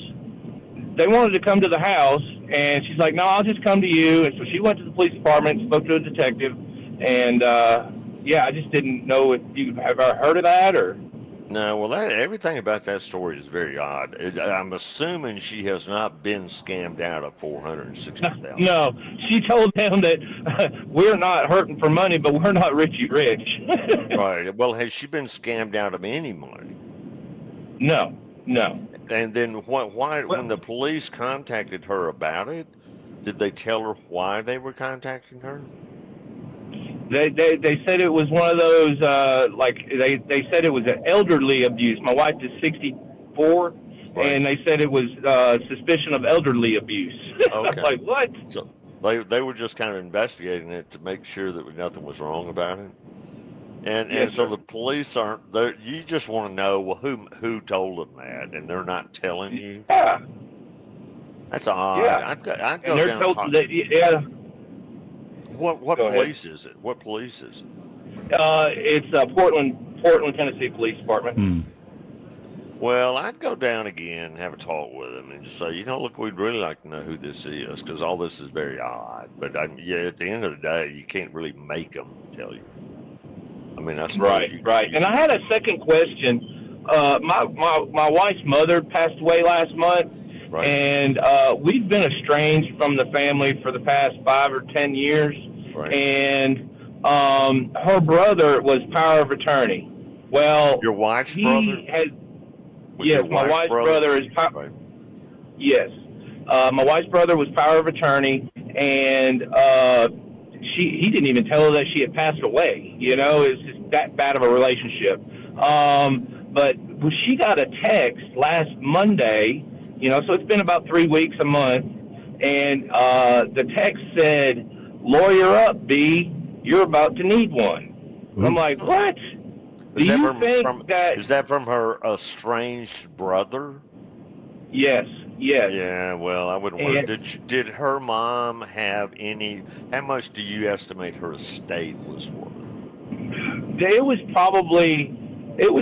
She had been in the nursing home for the past 10 years, so her estate had been used up a lot in that, right? Yeah, so there's very little money there. Right. And so I didn't know if it was worth looking into trying to find out if there was a will or if there is any money. How would I go about doing that? Yeah, there's not, because you're estranged from all of them, that's going to be hard to do. Really, the only real effective way to do that is to hire a private detective. And oh, wow. And that's not going to be cheap. So unless you think there is a sizable amount of money there, I'm not sure I'd spend that money. Okay. And frankly, if she's been in a nursing home for 10 years, they probably exhausted in the state. Right. Right. And okay. And you know, I mean, what else are they going to have? She's not going to have $1 million in stock. The nursing home would have got that. She doesn't have a house, right? I know that her brother set it up so everything was in his name, and got all the money out of her name, and she was on was it TennCare or whatever, the government Medicaid, I think it is. Right. So sold well, her the house, brothers. So all in that that stuff. case, now the brothers already taken everything. Right, if he had Right, power of right, attorney, yes, and if yes. she got into the point where she was on a Medicaid deal, it's all gone. There's nothing left. Okay. And so the brother's Okay. sending her this. He's just being a jerk. Right. That's kind of what we figured. Well, you tell if you want to write him back. You know what you do. What do you say? What's that? You said you better lawyer up. Yeah, lawyer Well, up. then B. you said you better go Google J. St. Clair. If you want to rattle his cage, that's a pretty good way to do it. Yeah, that's true. J. St. Clair, and maybe throw Goodyear in there too and see what happens. Right. Well, thank you for your help. There's nothing there. If he's had power of attorney for that long, and she's been in a nursing home for 10 years, I would not spend any money going looking for money. There you go. I believe that to be a fool's errand. Chris, thank you for the call. I appreciate you very much. Let me get to Mark real quick before we have to say goodbye to Jay. Mark, you are up next with Fry Jay. How are you, Mark? Hey, Mark, you there? Absolutely. Can you hear me? Yes, sir. Well, first and foremost, Matt, I got to tell you thank you very much. I had a nephew who passed away 2 years ago from Duchenne's. So it's very heart-pounding for sure. So I thank you for that. Well, thank you. He was one of the oldest, at that time, oldest living individuals with Duchenne. So how long did he live? How old? He was in his 30s, 32 years old. His name was T.J. King. Yeah. Wow. So, absolutely spectacular that you guys are doing that event. Well, thank you. It is absolutely our pleasure. And as I said at the beginning of the show, Mark, if we can't do things like this in our community, then we're doing radio wrong. So thank you. Yeah.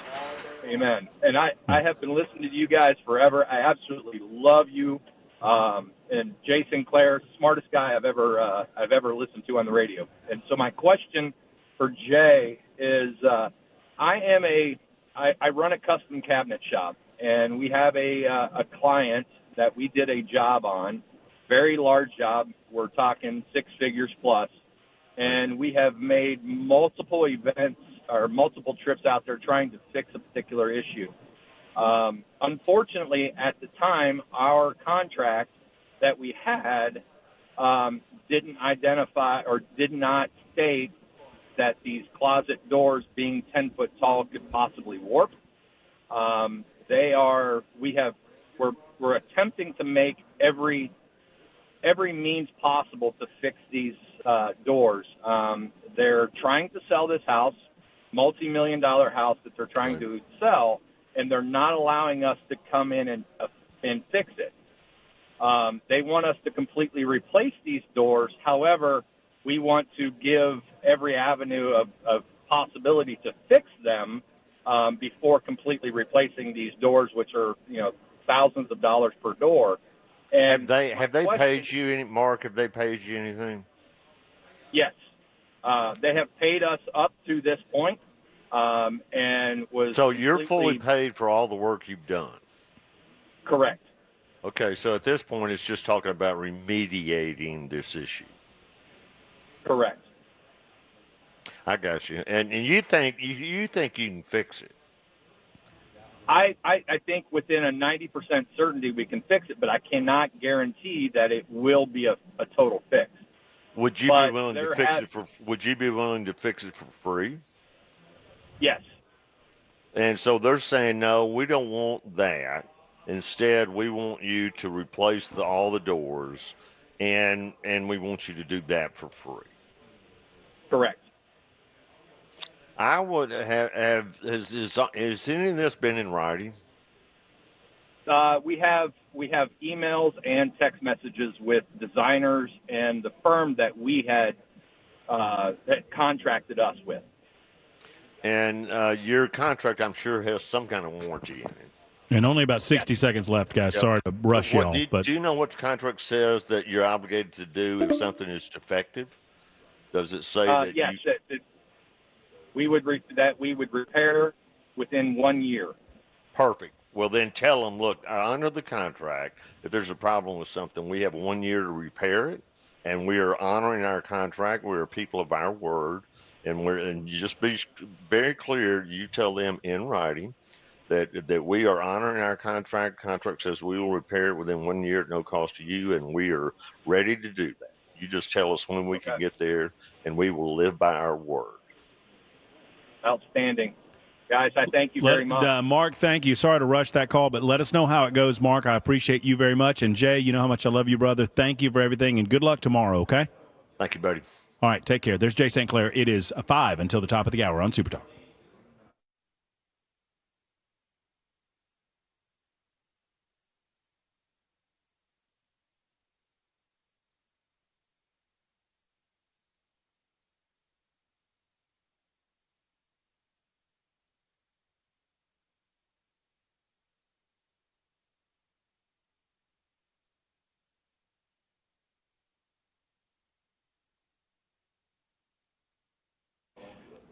Hey, friends, Graystone Healthcare is affordable, convenient, and comprehensive medicine delivered the old-fashioned way. What does that mean? That means a direct pay primary care provider. You don't get this very often anymore. They don't take insurance.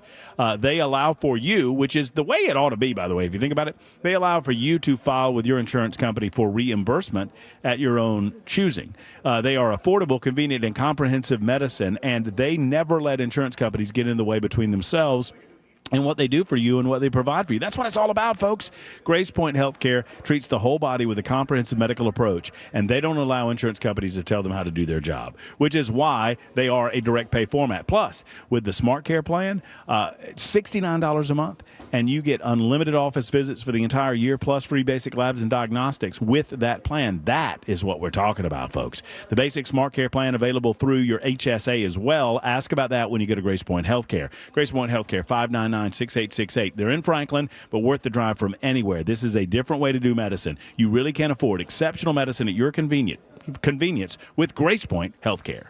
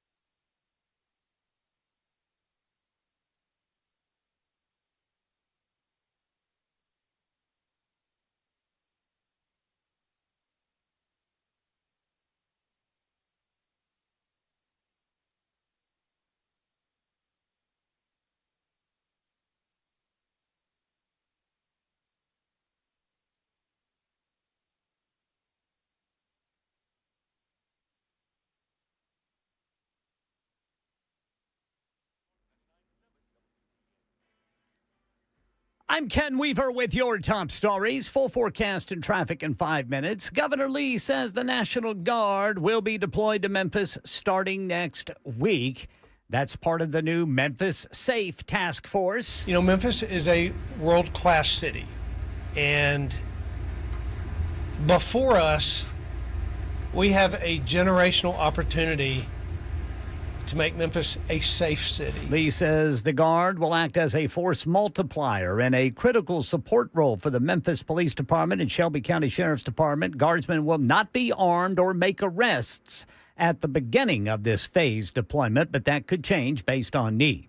It's a lot harder to get a CDL to drive a truck for non-citizens in this country. Non-citizens will not be eligible for a CDL unless they meet a much stricter set of rules.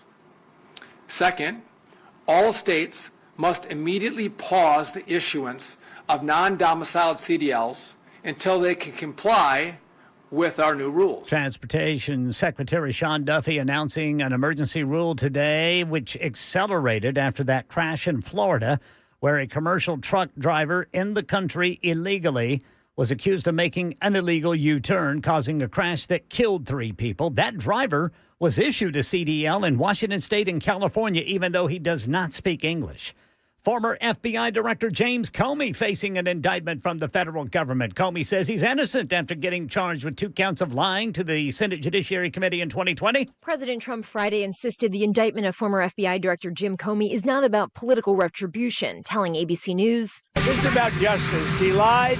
He lied a lot." The former FBI director was charged with 2 felony counts, making false statements and obstructing a congressional inquiry. The president was asked who was next on his list, and while he said there wasn't a list, he thinks there will be more indictments of who he called, quote, corrupt radical left Democrats. Frankly, I hope there are others, because you can't let this happen to a country. Karen Travers, ABC News, the White House. That's the latest news. Traffic and weather next. I'm Ken Weaver, WTN News.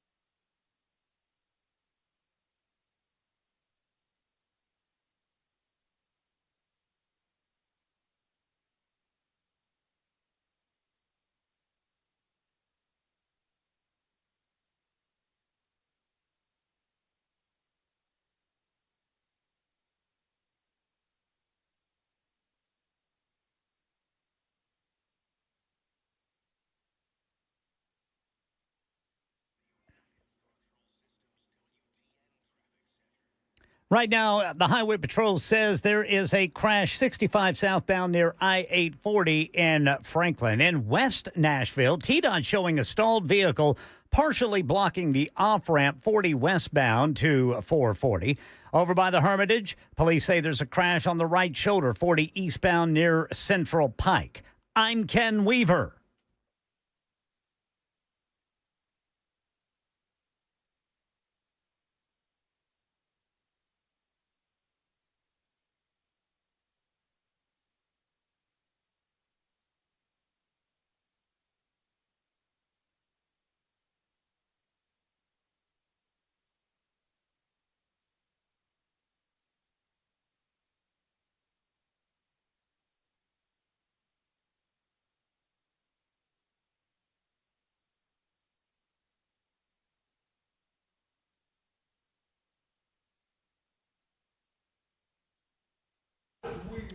Hello, friends. Welcome back. It's the Matt Murphy Radio Show, Super Talk 99.7 WTN. Pleased to join you from Dixon, Tennessee this evening. Welcome in 7 minutes after 5 o'clock. For those of you just getting in your automobiles, out of your places of business, welcome to your weekend, and thank you for being with us on Super Talk 99.7 WTN. We're out in Dixon for the Fight DMD event.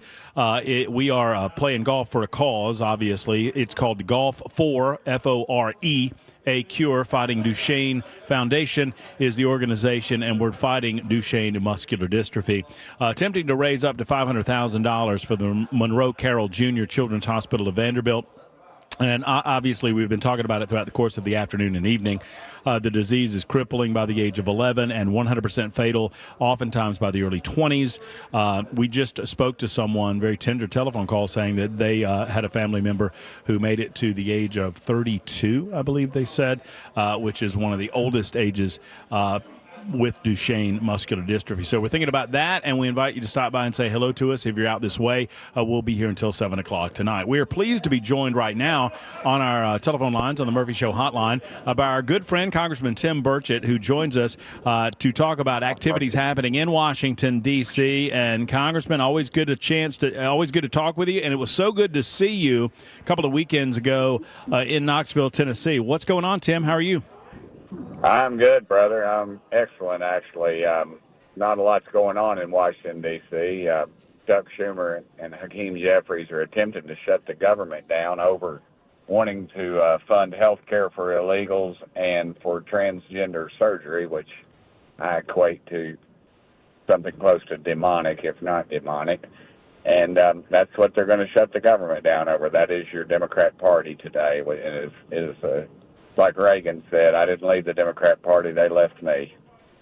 So I'm hearing that they recognize what an awful look this is, and that Democrats in the Senate have kind of flip-flopped and are reversing course on this idea of a shutdown. Now, that might just be the rumor mill out of D.C. They previously voted to avoid the shutdown over the fear that there would be federal firings. I mean, is the latest that they're holding the line, or do you think that line is fracturing? Because Trump, our man Donald Trump kind of told him to go pound sand, it feels like. Yeah, he did, and rightfully so. We don't need to give anymore. We're $36 trillion debt. That down, we don't need to spend any more money. Republicans spend too much as it is, but the Democrats are just crazy. I mean, they give a drunk sailor bad, they make a drunk sailor look like they're physically sound. But they're just, they're out of control. The only thing I can think is on this is that their base is so far to the left, and they've lost everything else, and they're just about to sit this one out, what their polling shows. So they got to do something for their base, the far radical left Marxist type base that we're seeing come off our college campuses right now. And so they're going to stick to this for a little while, but they're going to have to start peeling off. All Schumer's worried about is re-election, and Hakeem Jeffries, he needs to worry about his role as the leader of the Democrat Party. So we'll see what happens, but they'll start getting beat up, and you'll see them pull off of this thing pretty quick, I think. But if they don't, we shut the government down. It's on them. No, amen. I agree with you. Congressman Tim Burchett is with us. Congressman, I listened to for 4 years while, the Biden folks, not Biden himself, I don't think he knew what the heck he was doing, but their people and all the folks in the Department of Justice and Merrick Garland, they told us nobody's above the law. We heard from Letitia James, nobody's above the law. We heard from that knucklehead over in Georgia, nobody's above the law. And they went after Trump, and they lost, and they lost, and they keep losing. And now I don't hear from those people now that we are holding James Comey to account for some of the lies that he said in front of Congress. What do you make of all of this? I think justice is due. I wish everybody would quit talking about it in elected office and just let it run its course, because it will. And I think there are others that are probably that are lawyering up right now, and they really should. They better get some good lawyers, because this is going to be some pretty extensive stuff. Comey lied about the Russiagate. That was all just propagated, and we spent 4 years just going after Trump, and that's all they did. They tried to bury Trump, and America spoke. They said, we've had enough of this garbage and put him back in. I just hope Congress gets it. We're sitting here with a 3-person lead in the Republican side. I think we better wake up and address Trump's agenda. We need to start passing some of these executive orders into law. I put over 20 of them in bill form and send them to committees, and I've yet to hear on any of them. So we got our work to do. We need to quit having hearings. We need to start passing some meaningful legislation. Well, I agree with that wholeheartedly, Congressman. What do you hear is the holdup? I mean, we've heard all of this in the past, right? Oh, we have such a skinny majority. I mean, I think, the people of Tennessee are just, we have, as my grandpa used to say, a belly full of it. What do you hear back when you ask about the legislation that you put in the hopper codifying Trump's executive orders? We don't have any guts. That's what I don't have to hear anything. I know exactly what it is. We've got these committees meeting. We've got these chairmen. And that's part of the problem you've got is that you got these huge staffs. And so many times we've seen that when a new chairman takes over, they're going to shake things up, and they think like you and I. But they end up, it's so vast that they end up keeping most of the same staff members. And frankly, that's the problem we've got in Congress. We've got committees with 50 staff members on the Republican side and 49 on the Democrat side. So it's just it's a quagmire, and we've got to clean it up, and we need somebody in there that'll do that. And the trouble with politics, though, everybody's just trying to keep their seat. Everybody's just trying to keep their position. They're trying to keep their spot in leadership. They don't want to give up the Suburban and the security detail and all the front row seats and never standing in line kind of stuff when they go into restaurants.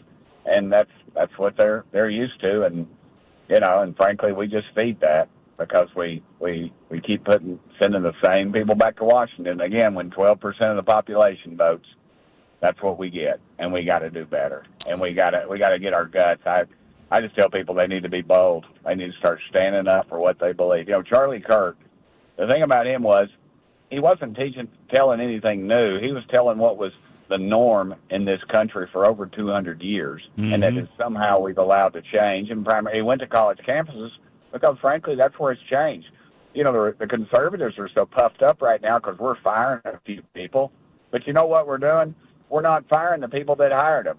These HR departments, these presidents of these big colleges and universities that promote this garbage, it's like kudzu, man. You cut it off, and I hear all this stuff. I enjoy reading about kudzu for some reason, but they'll napalm it. They'll bring in goats. They'll do all this other stuff. But guess what? When they leave, it pops up in 5 more spots, and that's exactly what's going to happen with this.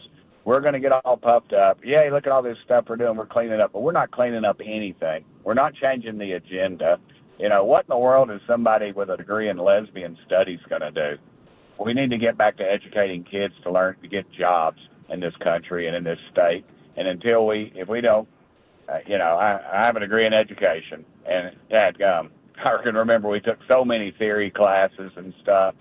And I was talking to the educators from UT and some of the others, and Miss McMahon, the new commissioner of education for the country, and I said that. I said, all this stuff, it doesn't prepare you to teach, and I spent very little time in a real classroom teaching kids, and I did my student teaching, but that was, they just turn you loose, and you just they send you to an inner city school or someplace where a lot of dysfunction goes on. So we got some real problems. Sorry I went to preaching, but that's kind of no, it's all right good. Now. I'm sitting here wondering if you do you know who Channing Cope is? Channing Cope. Look up Channing Cope. If you're doing deep dives into kudzu, okay. I did a deep dive into kudzu years ago. Channing Cope is responsible almost single-handedly for the kudzu problem because he championed kudzu. He was a columnist for the Atlanta Journal-Constitution. Yeah. Yeah. During the Depression, they brought it in, That's right. and I thought cows would eat it, and it'll protect hillsides. The problem is it stop doesn't soil fail the erosion. hillside, and the cows won't eat it. That's exactly right. It wouldn't stay on the. That's exactly right. It wouldn't stay on the hillside, and the cows wouldn't eat it. And then, and here we go. You mentioned Charlie Kirk, and it reminds me of the situation that we've seen at TSA, the Tennessee State University, TSU, I should say, not TSA. And these young men, these fearless debate guys. I don't know if you've familiar with the story. They went to UT Knoxville. They had no trouble in UT Knoxville. They had no trouble at any of the campuses they were on. They get the boot at TSU, and you know what? It's one thing for TSU to declare, and I think they're wrong in doing it, that it was a disruption. It was not a disruption, as you and I both know. But then they lied about it. Tim, they claimed that all the students were respectful. We've seen the videos. The students were most certainly. They were awful. I tweeted about that, and again, I said you got to get to the problem. And you got a college campus where 23% of the kids get a 4-year degree. That's pitiful. That is totally pitiful, and it's a horrible situation. They were disrespectful to those kids. They needed to be able. They could get on that campus, and they ought to be able to do that. And then you have the president of that university, the arrogance that she showed by saying that they were respectful, and they were just acting like a bunch of knuckleheads to those two kids. And if you'd have sent, I mean, let's just be honest, you just send 2 black kids to a University of Tennessee campus and they were treated like that, you'd have had a federal investigation. And you know what? You should. And we've got to see better leadership out of our minority community and quit endorsing this kind of activity, because that is not the activity. Those kids need to they need to be mad because they're not getting an education, is what they ought to be mad about. Amen. Amen. And not about this, because this is it's not a private institution. It's a state-funded school, and we've had problem with their leadership in the past, and you see it all over the country, and we've got to just pull back on all this stuff. The trades are where it's at right now, as far as I'm concerned. You want to become a lawyer? Yeah. You want to be a doctor or a banker or somebody like that? You need to go to school and learn that it's a trade, actually. But again, I'm just sick of this stuff. This is not the way civilized society is supposed to work, and that's not the way it works in Tennessee. Well, and I feel like civilized society and our American values are under literal and figurative fire right now. It didn't start with Charlie, but that brought it to the national discourse and to our attention. Then we saw what happened in Dallas. Yet still, you have some of your I call them your colleagues. I don't find them to be your peers, frankly, but I think they are your colleagues on the Democrat side. And they're still using the most awful language imaginable about immigration and customs enforcement. They're calling them slave patrols and Gestapo and these types of things. Yeah. I mean, they're truly testing the boundaries of free speech with what they say, especially considering how individuals, mentally deranged individuals on the left, are reacting to all of this. I agree. When you mentioned something about the Holocaust or the Gestapo, that's great disrespect for the 7 million people that were murdered. And I have a rule in my office. I have several rules in my office. But I said never compare anything to the Holocaust except the Holocaust. There is nothing to compare to that. Quit, and you just neutralize that. And my mom lost her oldest brother. He's from Cheatham County. His name was Roy Hicks. He died fighting the Nazis. And my mama cried every time they played the national anthem because she was thinking about her brother until the day she died. And so I just think these extremists that they have in the Democrat Party, you've got to have some leadership in some of these groups that are going to call this down. And currently you don't have it because they are rudderless ship right now. The radical left is just out of control. They've got nothing. You've got Kamala Harris running around the country trying to rewrite history and, calling everything out. It's unbelievable. But the best friend the Democrat Party has right now is the Republican Party. We got to get in gear. We got to start making some changes. We got to start passing some meaningful legislation and doing some of the things we said we're going to do. I have no doubt we're going to keep the majority in the midterms. But I think one thing I hate in politics and in life and anything else is a missed opportunity. And we have an incredible opportunity to really put a real majority in there and start doing meaningful legislation. But we're not going to get it the way we're doing right now. We've got to take control. As I like to say, let's take that majority out for a stroll and see what we can do with it. I mean, and I have several people asking this question on the Super Text line, Tim. I mean, is the obvious holdup? You've got some that have R's behind their names that get squishy when the chips are down. I mean, is that just the bottom line? Is it the House? Is it the Senate? Is it a combination of both?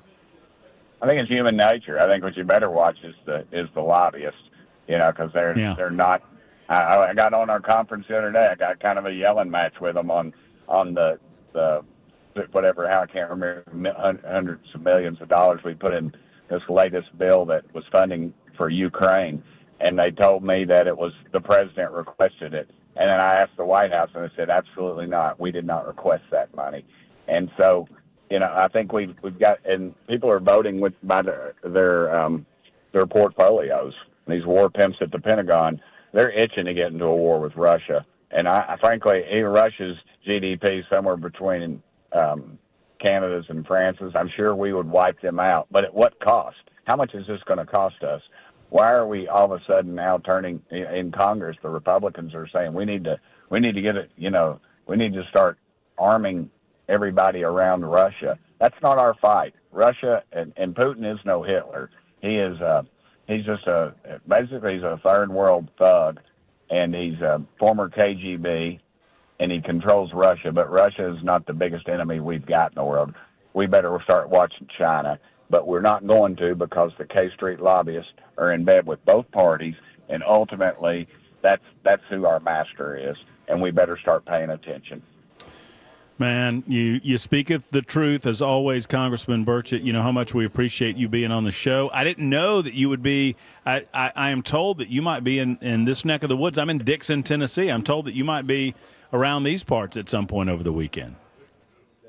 Yes, sir, and we'll be eating at the local steakhouse, at the local Waffle House. So if you want to come by and buy my meal, you're more than welcome.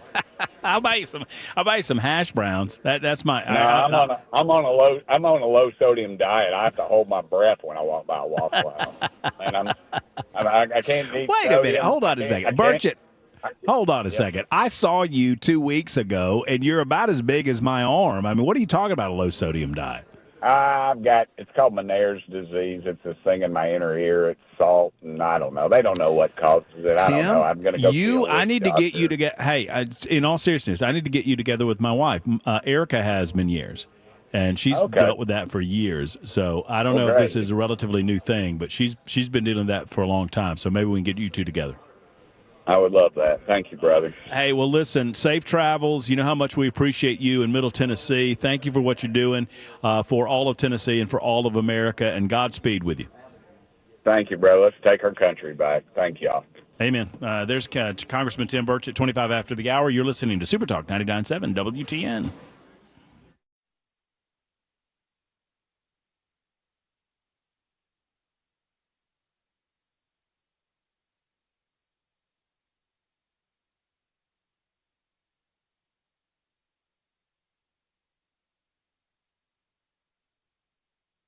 It can be hard to find someone you trust when it comes to large home repairs. I mean, it's funny to me that Efficient Heating and Cooling is here. They're a small company with big results in mind. They absolutely love what they do on a day-to-day basis, and they just want you to call them for maintenance. All you need to do is make the call that so many others have made to Efficient Heating and Cooling, because the bottom line is this. If you don't maintenance your heater, it might go out during the wintertime months. And what do you do then? I mean, if it goes kaput, well, you probably will call Efficient Heating and Cooling. But here's the deal. If you have the maintenance guarantee, you maintenance that unit for $125 or less. That means it'll never cost you more than $125, and oftentimes it's much less than that. And afterwards, they have the maintenance guarantee in place, meaning if you have to call them for any reason for your heater during this current cool season, meaning the fall and the winter, that service call is free. That's what they do for you at Efficient Heating and Cooling. 615-784-4424, 615-784-4424, or online at efficienthvac.net. They're an Elite Pro partner with Rheem. They can offer financing if needed, and they are here for you when you need them. Jeff Eddy and Efficient Heating and Cooling, once again, online at efficienthvac.net.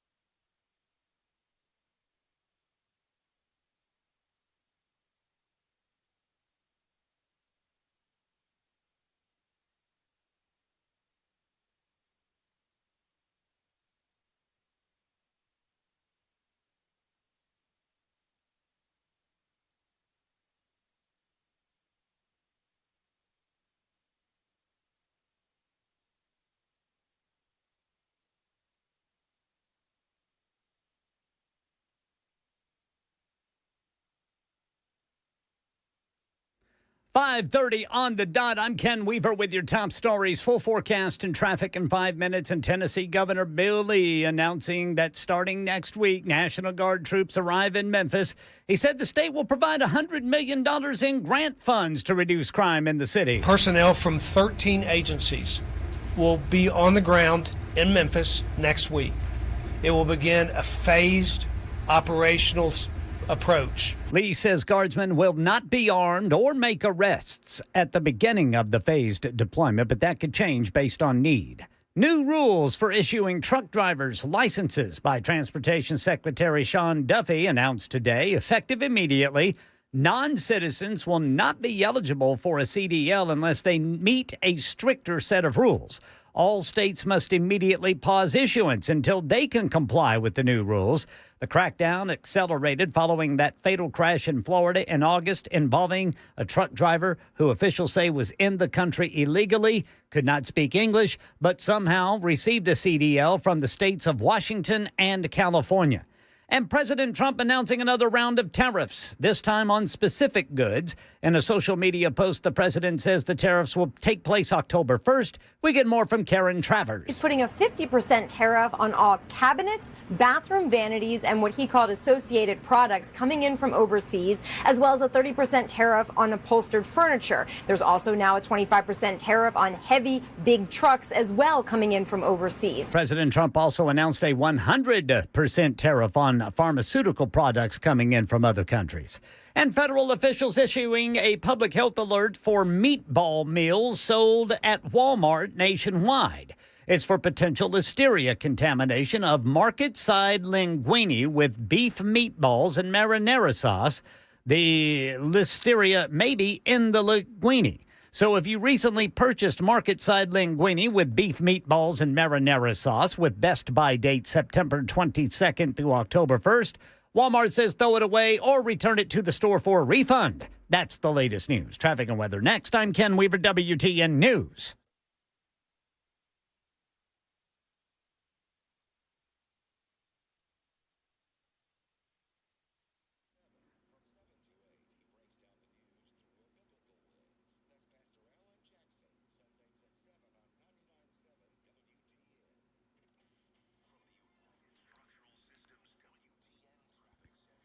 Berry Hill, an overturned crash with injuries, is blocking the right 3 lanes of 65 northbound near I-440. That is causing complete stop-and-go traffic.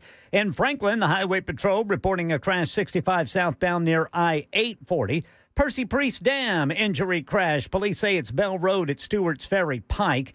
And near the Hermitage, an accident on the right shoulder, 40 eastbound near Central Pike. I'm Ken Weaver.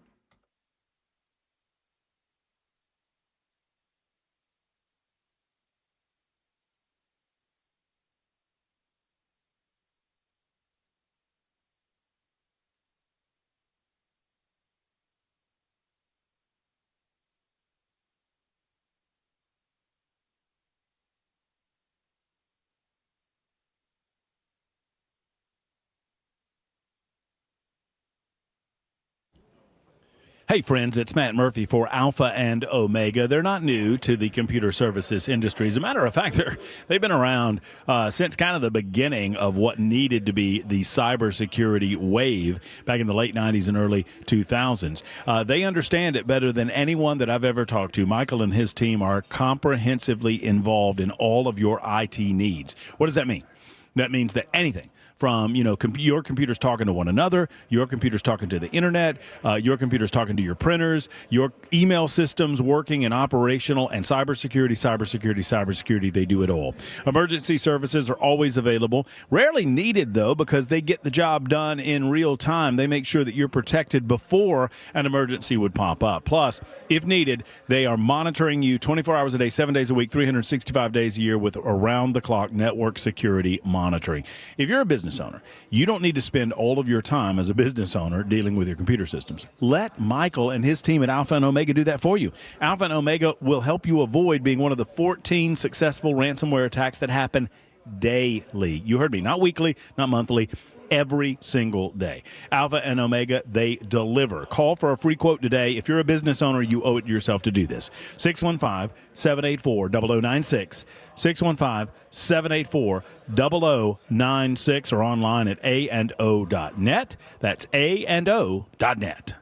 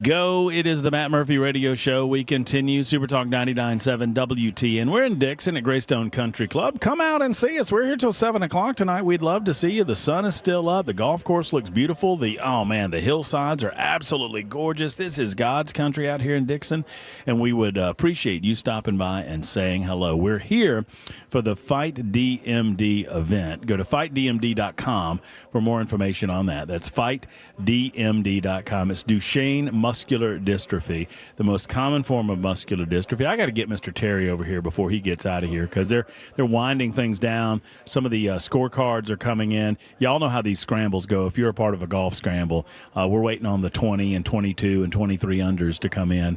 There's a lot of liars and cheaters on the golf course and a lot of honest people. And one of them is normally Matt Murphy. And one of them is normally me, Matt Murphy. I never lie to that degree, but I'll tell you, there's a lot of good folks out here, and they're having a good time, and it is obviously for a wonderful cause. Hey, Jackson, I hear you there. How you doing, buddy? I'm just peachy. How are you, buddy? Peachy. That sounds good. I'm great. I'm fabulous. I got some pasta salad in my belly, and yes. I just had a cook. This was called the Southern Fix cookie. It had nuts and chocolate and oh my goodness, I think there was some oatmeal in there. So good. Gonna bring any back? Yeah, I'll bring you back some. You're going to be there about 9 o'clock? And then just save it for Monday. Oh, sure. I'll be happy to. Hey, you know who won Nincompoops yesterday, y'all? It wasn't Matt Murphy. It was not Matt Murphy. You know who else it wasn't? It was not Ken Weaver. Whatever. It was Ken.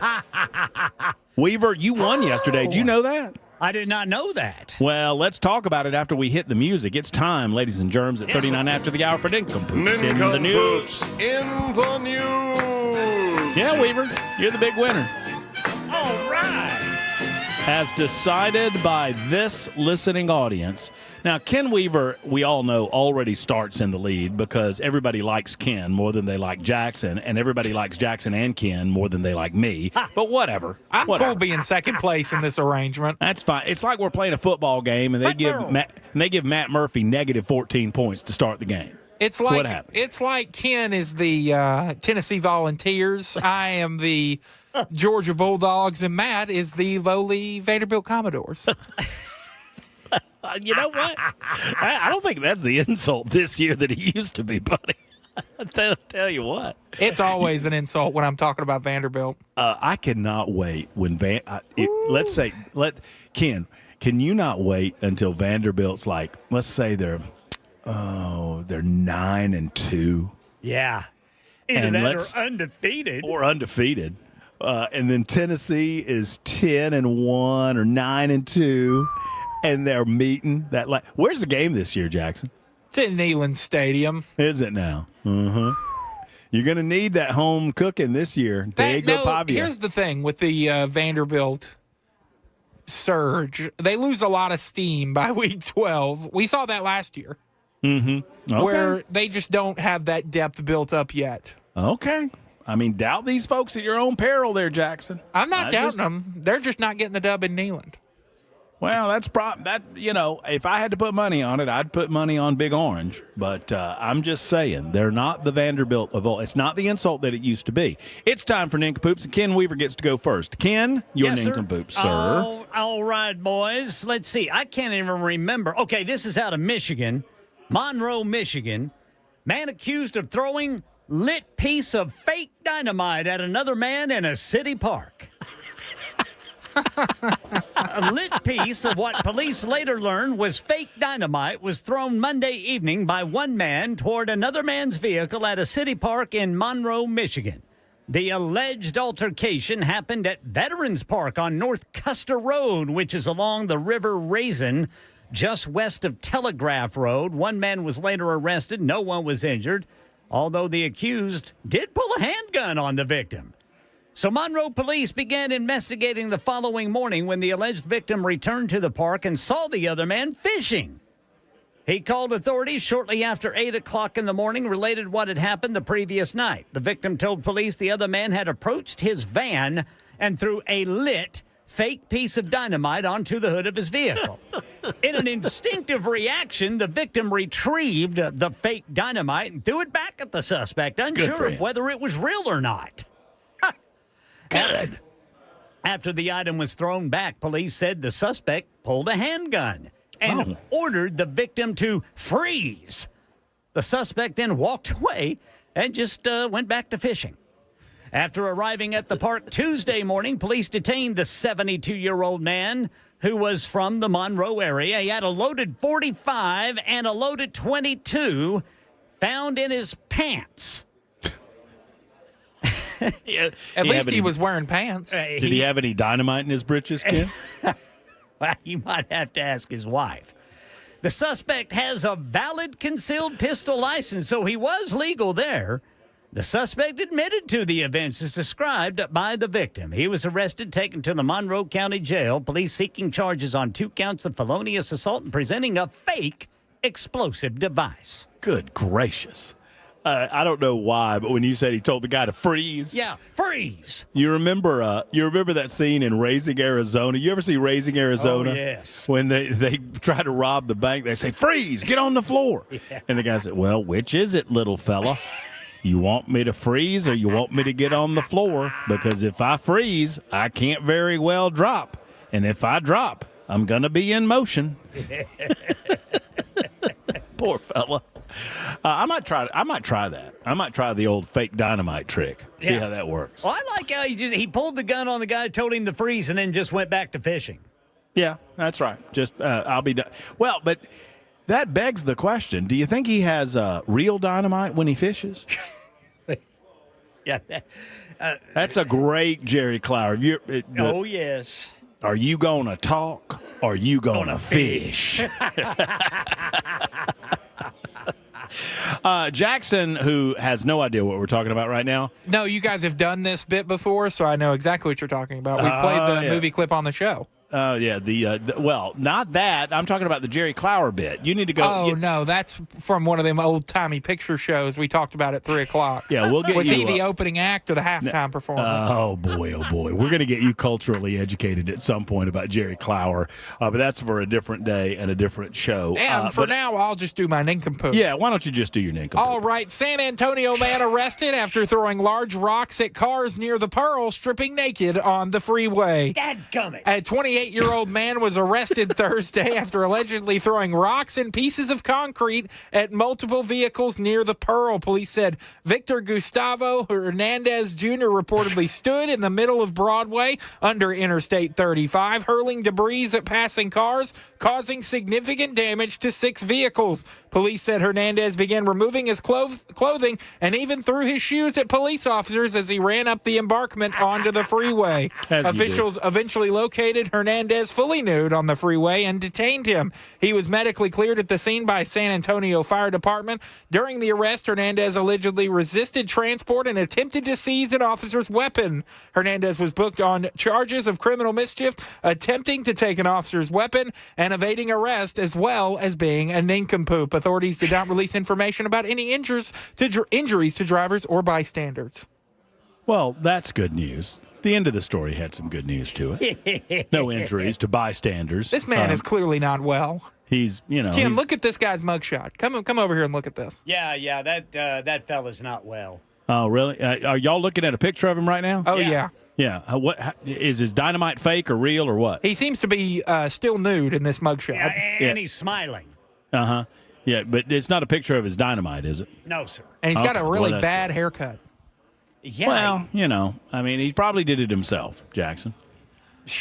You know how that goes. I wonder if he was intoxicated. Rule number 1 of life: don't try to cut your own hair. No, sir. Well, no. I do. But I just that's shave a little different. Yeah, you hadn't. When's the last time you cut that goatee, Ken? 1993. Ooh, that was before I was born. A long time. Speaking of dynamite and speaking of showing what God gave you, I have a story about a black mamba. Ooh. Oh, yeah. Powell County, Kentucky. An EMS team in Kentucky is in a little bit of hot water after they treated a man who had been bitten by a mamba snake. Goodness. They treated him with anti-venom. James Harrison, the director of the Kentucky Reptile Zoo, was bitten by the highly venomous Jameson mamba while on the job in May. I don't know if the Jameson mamba is a black mamba, and I don't want to racially profile any mambas, so I don't know if there's multiple different types of mambas, so we're just going with the Jameson mamba. Harrison got the anti-venom he needed to live at the zoo, but then subsequently spent days recovering in the ICU. The first responders who helped administer the anti-venom are now in trouble. Hot water. Powell County Judge Executive Eddie Barnes said he and another EMS worker were called to help Harrison after he was bitten. Barnes says, quote, "I'll be honest with you, I think this is ridiculous." And I don't blame him.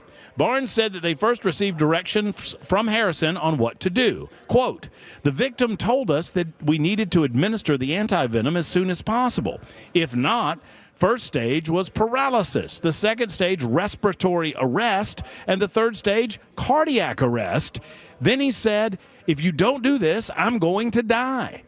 Barnes said they were unable to reach their EMS director, but they spoke with medical staff at the Clark County Regional Medical Center in Kentucky. While they were waiting for a helicopter to take Harrison to a Kentucky hospital, they gave him the anti-venom. The decision is one that Harrison's wife is thankful for. Quote, every physician we've talked to about the course of the bite, said that they were heroes. They did what they needed to be done to save him. So that's who I want working on me in an emergency. Well, the Kentucky Board of Emergency Medical Services thinks otherwise. Barnes said he later learned that their policy changed 2 years ago and that only wilderness paramedics are allowed to deliver anti-venom. Weird. If we had sat there and let him die, then we would have been morally and ethically responsible, and we and we could have been criminally charged with his death, said Barnes.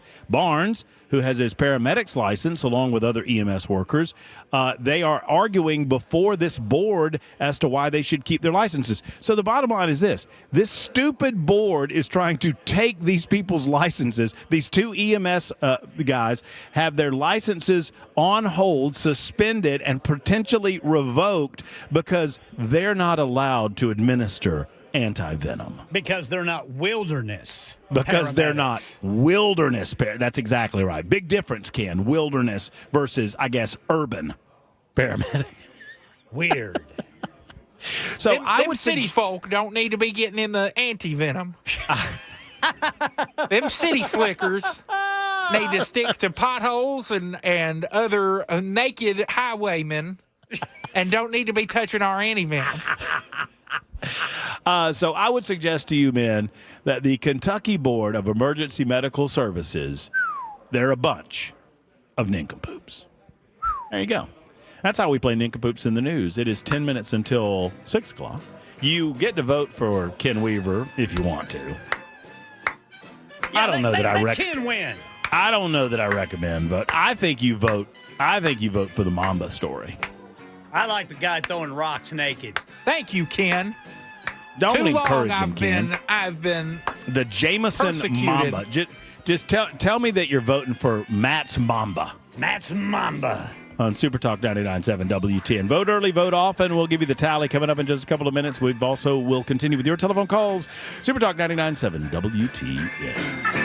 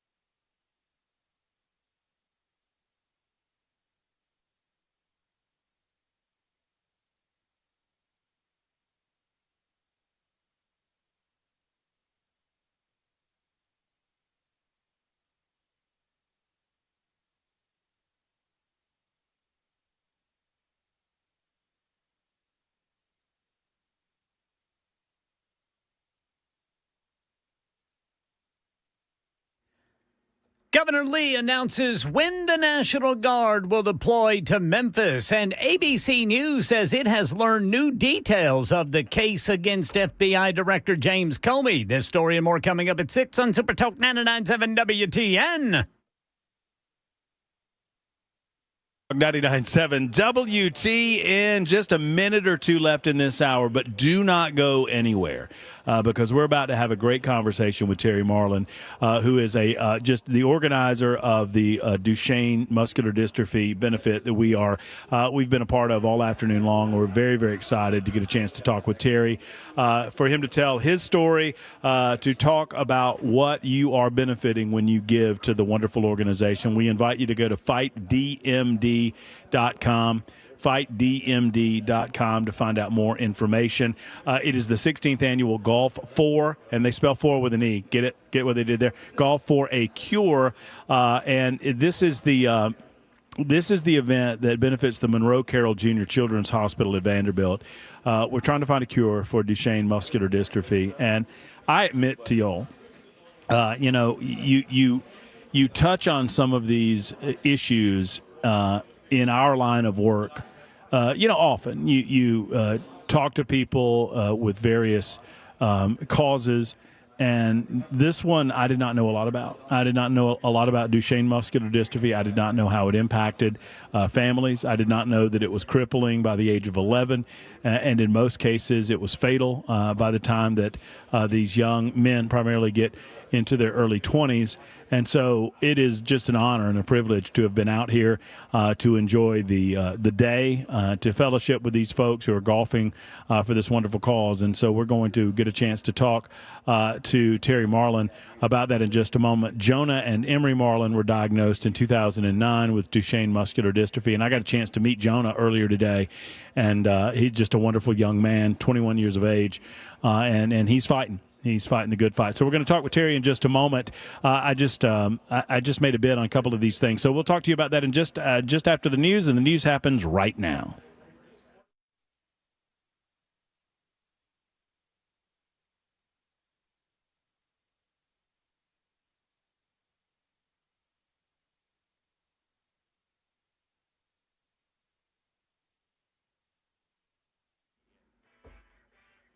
Six o'clock on the dot. I'm Ken Weaver with your top stories. Got the full forecast and traffic in 5 minutes. Governor Lee says the National Guard will deploy to Memphis starting next week. We have a generational opportunity to make Memphis a safe city.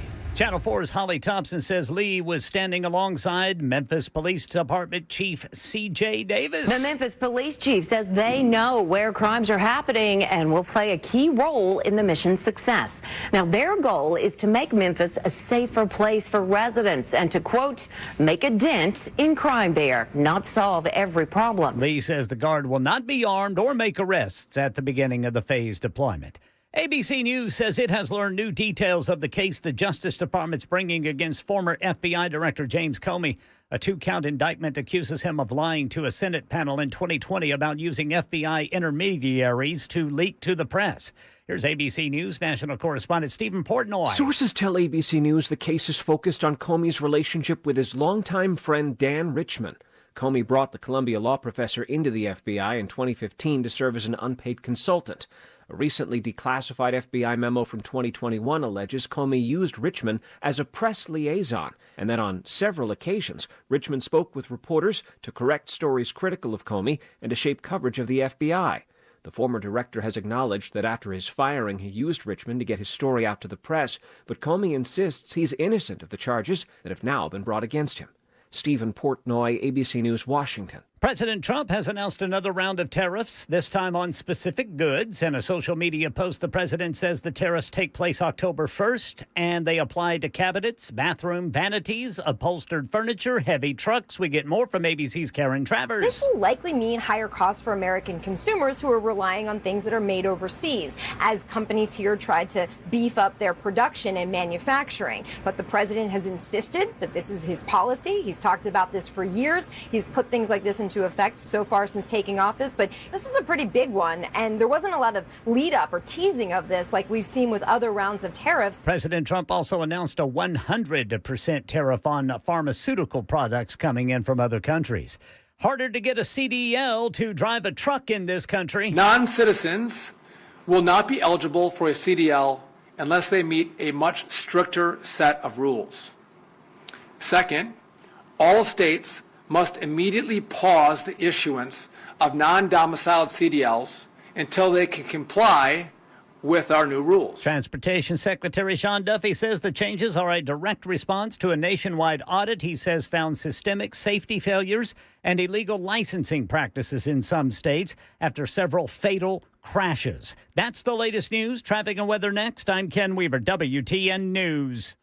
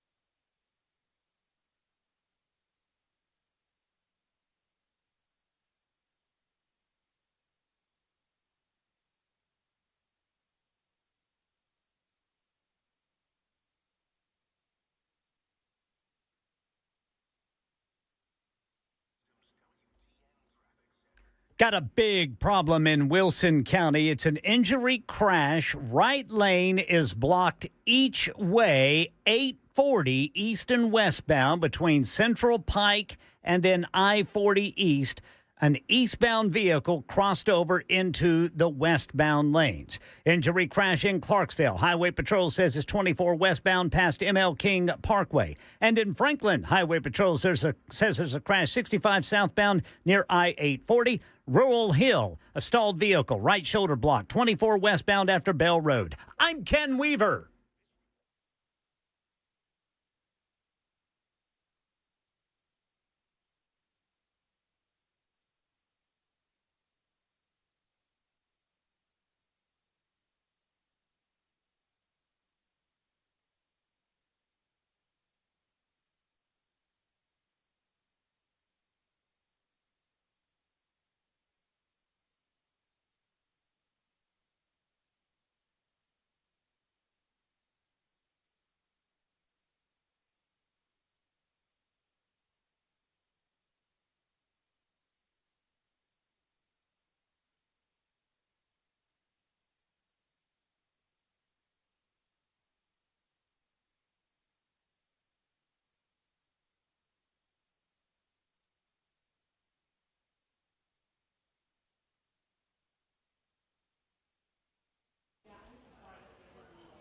Final hour of the day and final hour of the week, friends. It's the Matt Murphy Radio Show, Super Talk 99.7 WTN. Pleased to be joining you for this last hour. Welcome to your weekend. Hope everybody's having a nice evening so far. We are broadcasting from Dixon, Tennessee, and very proud to be so, as we are at the Golf for a Cure event. Fighting Duchenne Foundation is presenting this event to benefit the Monroe Carroll Children's Hospital of Vanderbilt. And to talk about this, the nature of the event, Fight DMD, we welcome to the show Terry Marlin, who joins us just to give us a sense of how all of this started and what we're doing it, why we're doing it, and how you can help, even if you're in your home, in your automobile, if you're not near Dixon, and if you're inspired to give a little bit of money as best you can. That's what we're here for, and that's what we're trying to get you to do. Terry, thank you for being on with us. How are you, sir? I'm doing well. Thanks for having me. Well, it's a pleasure to see you. You've been up. You've been here a minute. You got here early this morning, didn't you? Yeah, we got here about 5, so I had to go get my oldest son up. I was there probably 4 o'clock. Okay. So yes, it's been a long day, but it's always worth it. You know, I love golf. I do love being here. It's hard to be here and not golf. Right. When you're the host of the event, but anyway, you know, these generous people here. Super Talk 99.7, 104.5 The Zone. Y'all been gracious to us. And so we were diagnosed in 2008, a week before Christmas. Mm-hmm. The kids were 5 and 2. I was on a road trip going to Arkansas and got the call that my oldest, which was 5, was going to get his kindergarten physical. And they thought something looks weird about his calf muscles. And they thought, oh, he might have muscular dystrophy. Mm-hmm. So they called Sonia out of the room, and that's where she worked, was Old Harding Pediatrics, mm-hmm. and said, we think it's this. We don't know. We got to do some genetic testing. But we need to test Emery, my youngest, 2 years old at the time. So she called me and said, hey, can you pull over? I'd made it as far as Memphis, heading to Arkansas. And I was like, no, just tell me. Just tell me what it is. She's like, no, just call me at the next gas station. I was like, no, I'm not doing that. Yeah. Just tell me. And so she said, well, they think Jonah's got muscular dystrophy, but they want to test Emery tomorrow. So you need to come home. And I thought, there's no way both of my kids have a disease like this. I didn't know what it was. Right. I didn't know which form of muscular dystrophy. That's just what the doctor thought. And so sure enough, both of them had it. And I'd never heard of that. Most people in life has heard of ALS or Lou Gehrig's, but they'd never heard of this particular form of muscular dystrophy. And so, you know, I was doing stuff with MDA and some fundraising there, and then I wasn't pleased. And so I wanted to start my own foundation to only do research for Duchenne. And so I reached out to the chairman of pediatrics, and he said, how do you do it? I said, are you doing research at Vanderbilt? He said, we're not. I said, well, how do we get it started? He said, easy, raise $500,000. I was like, well, that sounds easy. Wow. So I had our first event here. Did that sound easy? That doesn't sound easy. No, right. not at all. Oh yeah. Oh, $500,000. I'll just cut you a check right now. Right? I mean, if I was a trust Good fund gracious. baby, I think I would have done well at that. Right. For sure. Right. But anyway, so I had our first event here, and we raised $60,000 at the first golf tournament. I thought, okay, well, that's a start. Yeah. You know, but nobody had heard of. Most people had not heard of Duchenne, and so we started doing other fundraisers here in Dixon. We did a celebrity basketball game, and then my son just started a 5K 3 years ago, my oldest. So we've done multiple events throughout Nashville and Dixon. And of course, I was with you in Lebanon. That's right. At the election night. So when I walked in, I was like, Terry, you look familiar to me, and you told me, and you reminded me of that because I wouldn't have remembered. That was a crazy night. A lot of people. And it was. Lebanon's a long way from here for me. Amen. So Yeah, I I get actually you. got a hotel in Lebanon because I was like, I'm not driving back to Dixon. Right. Because I don't know when we got done. It was late. It was midnight, I think, or it was close to it. It was close to midnight. So I decided then, I was like, no, I'm not doing that. But anyway, so, you know, I've met a lot of people, a lot of generous people around the area that have donated a lot of money to fight DMD. And it's large in part by people that's hearing my story. They can go to fightdmd.com and donate. We got all kind of forms of monetary payments, but if you want to go there to donate, or there's an address on there if you want to write a check. So I said earlier on the radio, I said, we take everything but your firstborn. All right, I'm officially in for $1,600 on that Pappy for the silent auction. So if Slay's currently listening to his brother station, Super Talk 99.7 WTN, he needs to call in and up the ante. What? The mayor's here. You're stealing from my teammate? Is that what's happening? No, I'm raising money for a worthwhile cause like Fight DMD. What am I supposed to do? I cannot argue against that. FightDMD.com, y'all.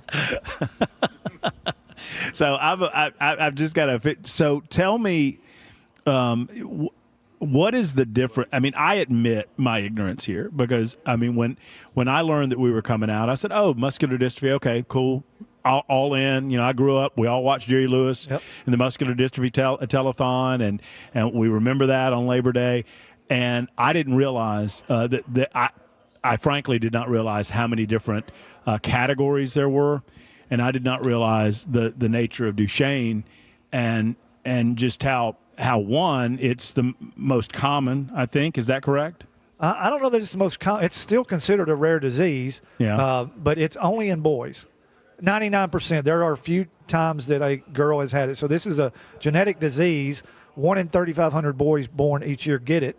And so it's a muscle wasting disease, and it affects all their muscles in their body. So it started in their legs, and then they lose the ability to walk. Then it moves up their body. So both boys now can't move. They can still drive their chair with their fingers, but we take them to the bathroom. We have to feed them, put them to bed, do all the things that it takes when you have zero muscle capacity, like you and I and able-bodied people. So it affects all their muscles. Now, it don't affect their brain. They're, normal teenage, or Emery's a teenager, Jonah's 21, but it don't affect their brain. And so they know what's going on. They know what is happening to their body, and they have heard me speak publicly since they were diagnosed. So they know what's happening. You watch it happen in front of you, and it's heartbreaking. I don't tell this story often, but my grandfather lost both of his children before him. He lost my mother, and he lost my uncle when my uncle was 18, died in a car accident.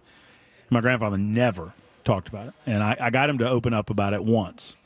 And all he would say about it, he said, it's not a natural thing, and unless you go through it, you don't understand it. And I would expect that you probably know more about Pa's words than anybody in this room or anybody in this audience, because that's just got to be hard. It's got to be hard. It's very hard, because I remember so my youngest stopped walking at 8 and was in the bathroom. So my oldest was 8, my youngest was 5. And so we was in the bathroom when he first stopped walking. And so I was having to pick, at 8 years old, you saw Jonah today. He's a big boy.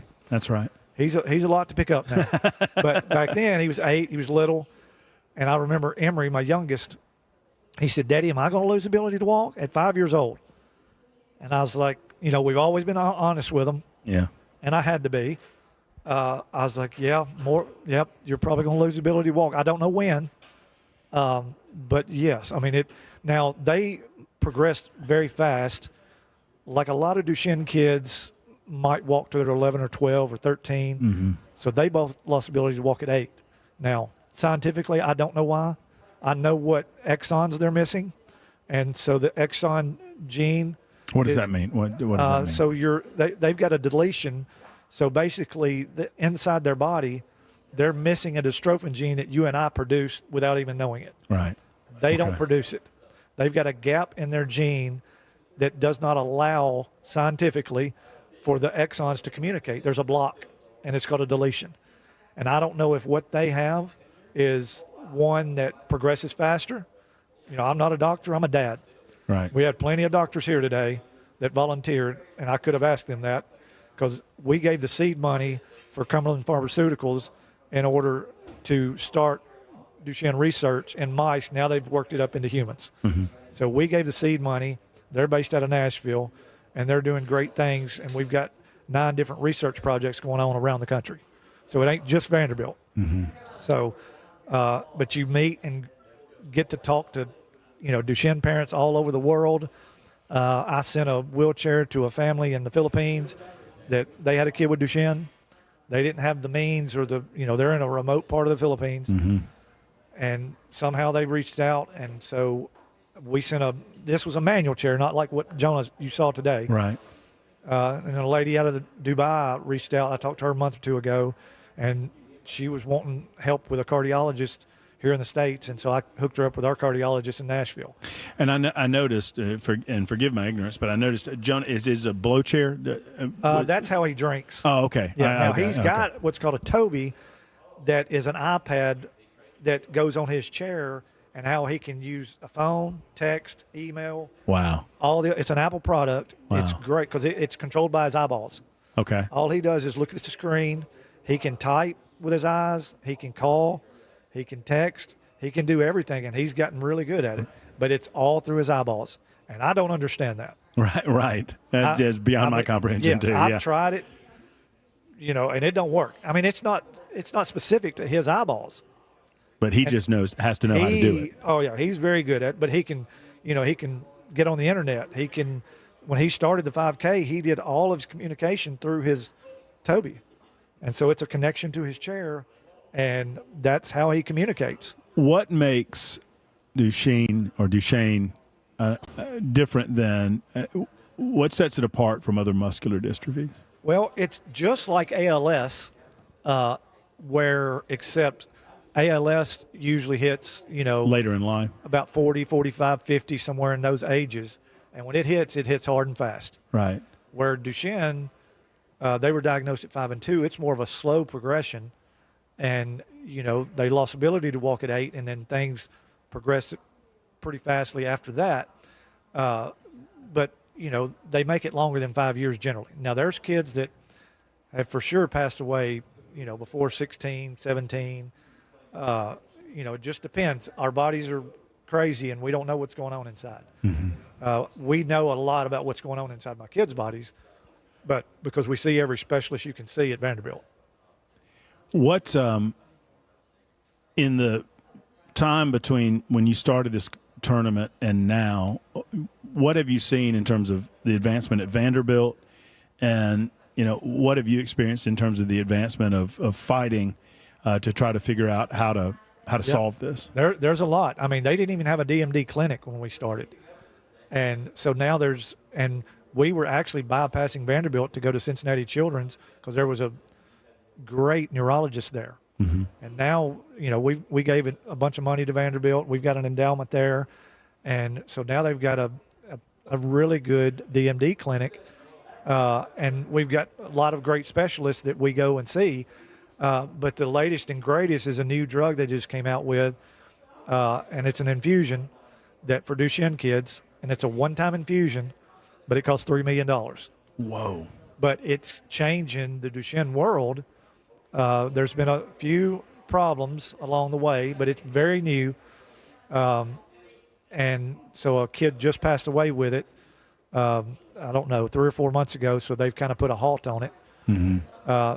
But one, you got to have good insurance that's willing to pay $3 million for a one-time infusion. It's incredible. But there's really a lot of improvements going on in the Duchenne world because of, most of us like me that started a foundation for kids with Duchenne are just parents.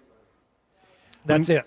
I'm getting a tremendous amount of talk on our super text line here about this, and Terry, their hearts are just pouring out to you. And one person said, my childhood best friend passed away about 10 years ago from Duchenne, named Corey Short, passed away at the age of 17.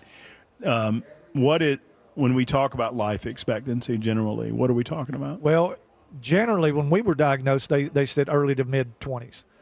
Now there's kids, I mean, I can't say a kid. I mean, there's some that live into their 30s. It just depends, everything depends on whatever is going on, and a lot of it depends on that dystrophin gene. Mm-hmm. You've got some that's just missing 1 or 2. My kids are missing 7 or 8. So a lot of it has to do with that, and that's the part of science I don't understand. But when you progress so fast like they did, then, my youngest son, which didn't show up today, his lungs are gone. Mm-hmm. He can't be without his breathing machine more than 2 minutes or he'll pass away. Yeah. And so you can barely get his shirt off, take the BiPAP off, get his shirt off, and you got to put it right back on. Mm-hmm. So if, we have backup BiPAPs, and then we got to keep them charged. And, he couldn't last probably 10 minutes and he wouldn't make it. Now, Jonah's lungs are not as bad. They're not good. He's on a BiPAP at night, but he can make it in the day without it. Yeah. But Emory can't make it 2 to 3 minutes. Help me. I mean, is it just a matter of making every day as wonderful as you can make it for Jonah and Emory? Yeah. I mean, we traveled when we were first diagnosed. I've told this 1,000 times. We started, if you remember that Tim McGraw song, Live Like You Were Dying. Yeah. Yeah. That's what we started doing, because we knew just by Google and doctors and everybody telling us what Duchenne was going to do to their bodies, we knew one day they weren't be able to travel.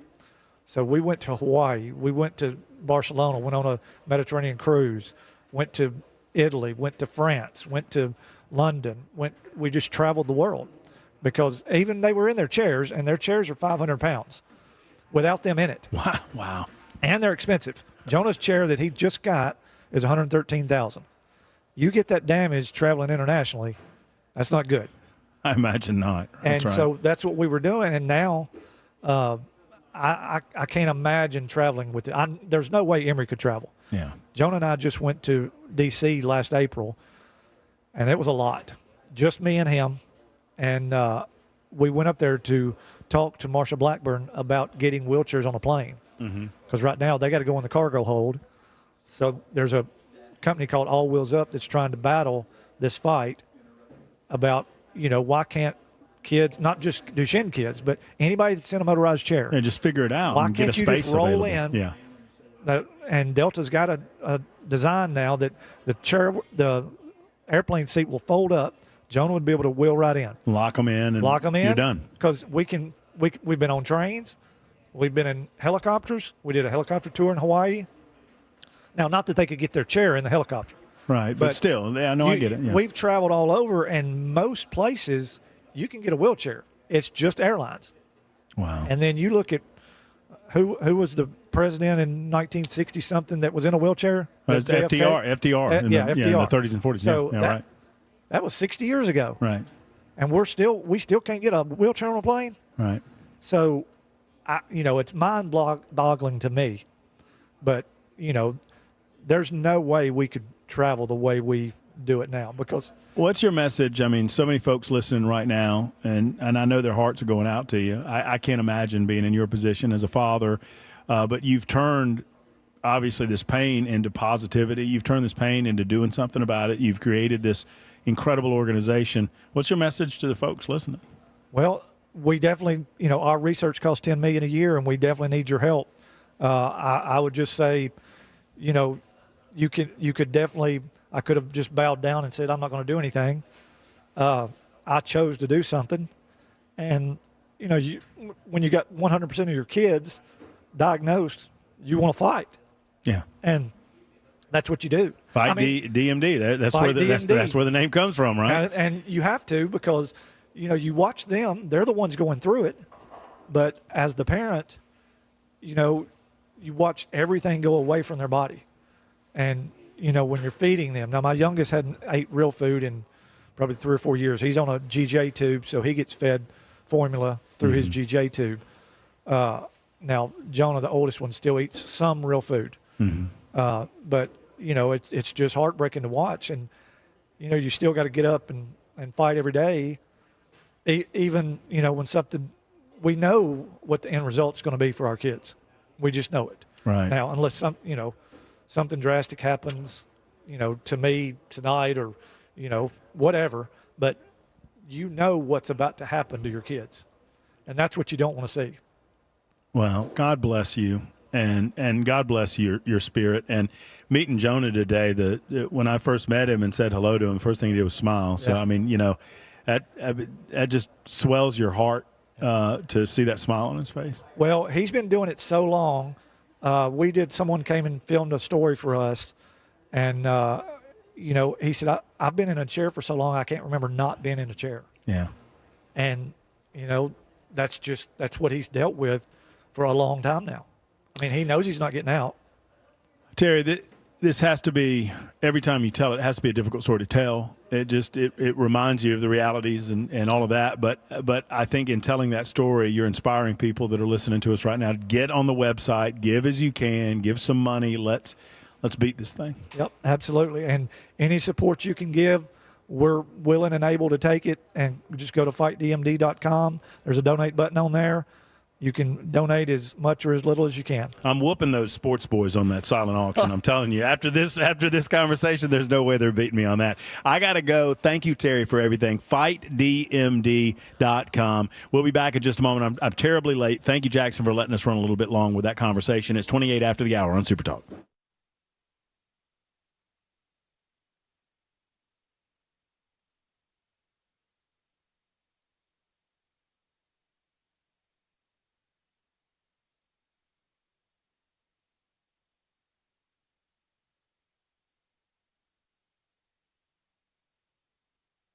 Hey, friends, it's Matt Murphy, U.S. Pest. For all things that bug you in your home, in your life, you need U.S. Pest, right? So uspest.com is the website to go to.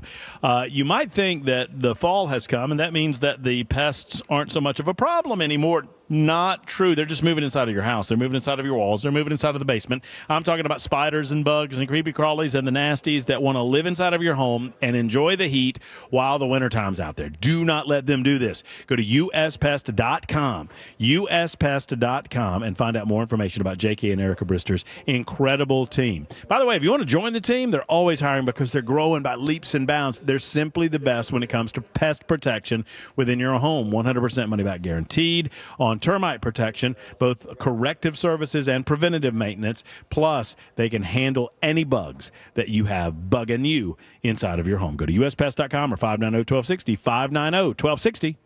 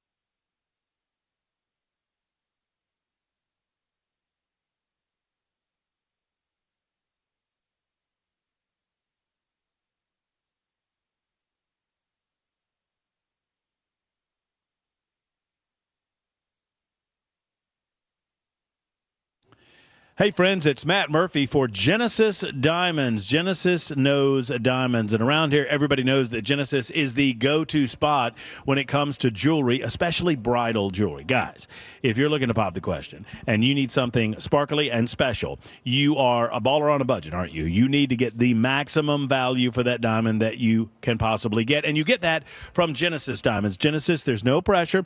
There's no, by the way, they don't do commission at Genesis Diamonds, which is lovely because you walk in, they'll give you a beverage, they'll give you a glass of wine or whatnot or a soda. You walk around, you peruse the showroom, you'll see more diamonds than you've ever seen in your life. And friends, they get it done. They'll give you the best value around because they've already cut out the middleman pricing, and you get more diamond for your dollar. Learn more at genesisdiamonds.com. That's genesisdiamonds.com. Hands down, the best in the business in Green Hills and Cool Springs. Go by and see them. Tell them Murphy sent you to Genesis Diamonds.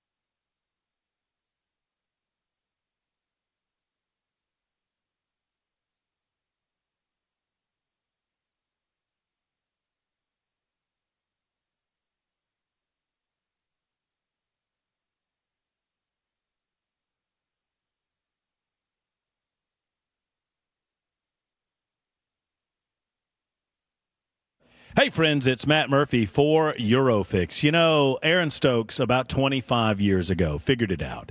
He figured out that if you provide excellent customer service and you are excellent in everything that you do, then the customers will come. And he has grown by leaps and bounds as a result. And did you know that Eurofix pays their technicians more than any other company? They do so to attract the best techs, because if they keep the overhead low, they can do this both. They can keep overhead low, they can keep your price point low, and provide their technicians with weekends off and the best pay around. They really can do it all at Eurofix. They fix European vehicles at below dealer pricing with a 3-year, 36,000-mile nationwide warranty on all work that Eurofix performs. They have rental cars available for every appointment. They're locally owned, they're family run, and they have 5 separate locations dedicated to you. I'm talking about Mount Juliet, Murfreesboro, Belmead, Franklin, and Nashville. Call 844-EUROFIX. That's 844-EUROFIX, or online at myyurofix.com, myyurofix.com.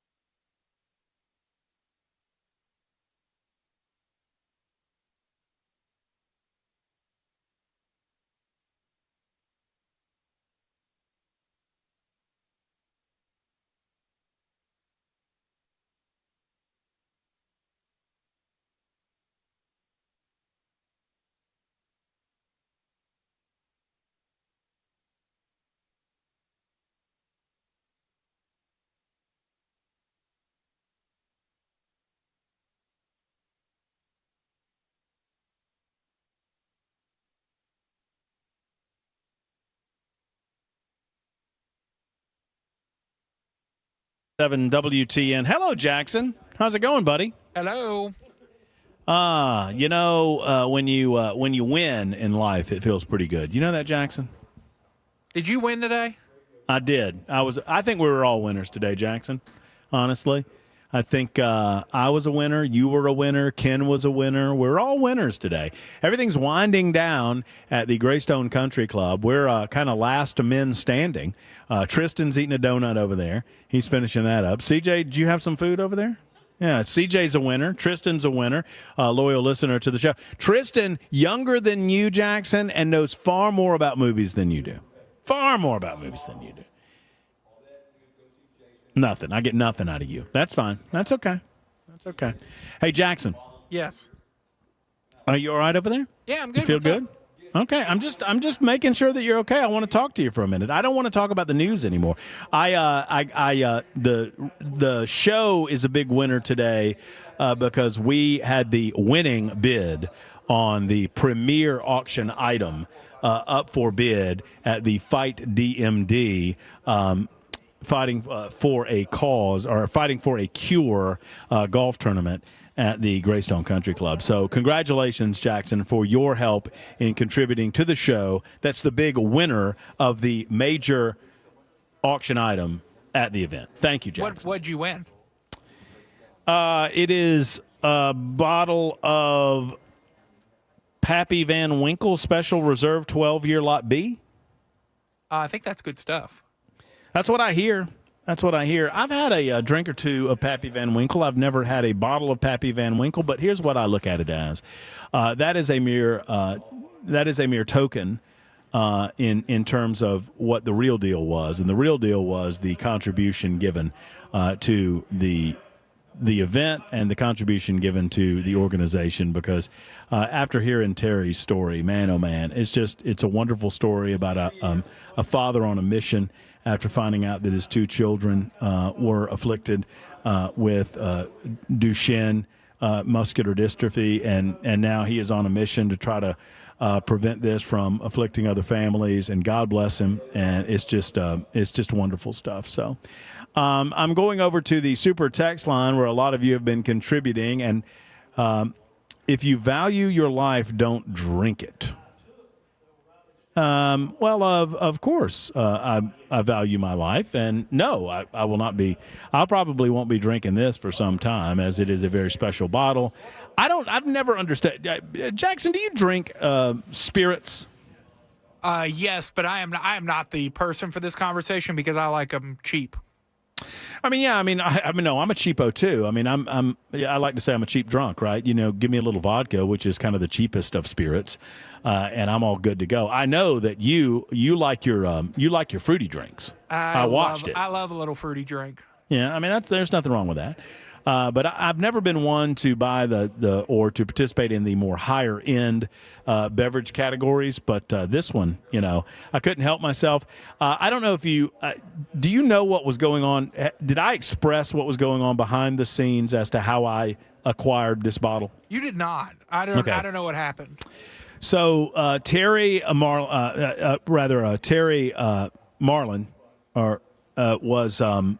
he is the organizer of the event, and he was on with our brother station at 104.5 The Zone, and he was on the morning show, and he was being interviewed by Ramon, and he touched Ramon's heart, and so Ramon made a stout bid toward this fine bottle, and of course Ramon has long gone. Well, Ron Slay, Ramon's brother-in-arms, was here with three.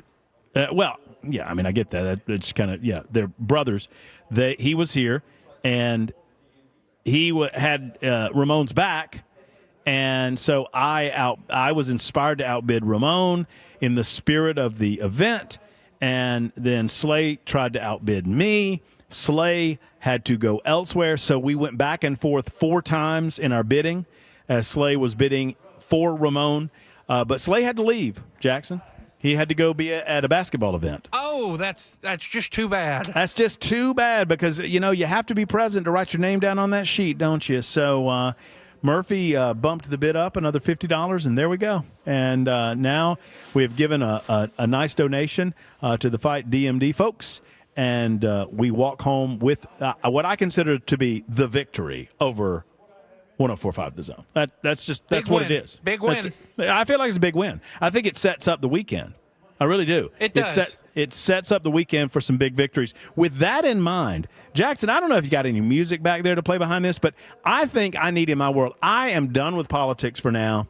I am ready to make it a weekend. I'm ready to talk sports with our man, Reaction Action Jackson, and his Super Talk 99.7 WT and Matt Murphy Sports Minute. All Jackson. right, for local games, Vanderbilt takes on Utah State. Should be a pretty easy one for the Commodores. Now let's move on. Tennessee headed to Starkville to take on Mississippi State in a big matchup of 2 SEC foes. Mississippi State came to Neyland last season, got a little B2A action, hoping for that again tomorrow. Kickoff at 3:15. Matt's Georgia Bulldogs headed to Tuscaloosa, or is this game in Athens? Athens, Georgia. Alabama. A big one, the big one this weekend. You have Penn State, Oregon, and a whiteout in Happy Valley. We got a great weekend of football ahead of us. Oklahoma's off. It is a great week of football. And, you feel good. All right, so let's break this down. Okay? Can we break this down? Can we turn the Action Jackson Sports Minute into a conversation here, Jackson? Yeah, let's do it. The Volunteers, you got to feel good about this game. I mean, State is bringing a little fire. You know, we would say if I were of a mindset, I might say a little pea and vinegar, if you know what I mean. They are much improved from last season. But I don't think they know what's about to descend upon them in Starkville. Do you? This game makes me nervous. Okay, tell me why. Because with the last 3 seasons of Tennessee football, there's always been this unexplainable road loss. In 2022, it was South Carolina. In 2023, you lose to Missouri or Florida on the road. You could pick one there.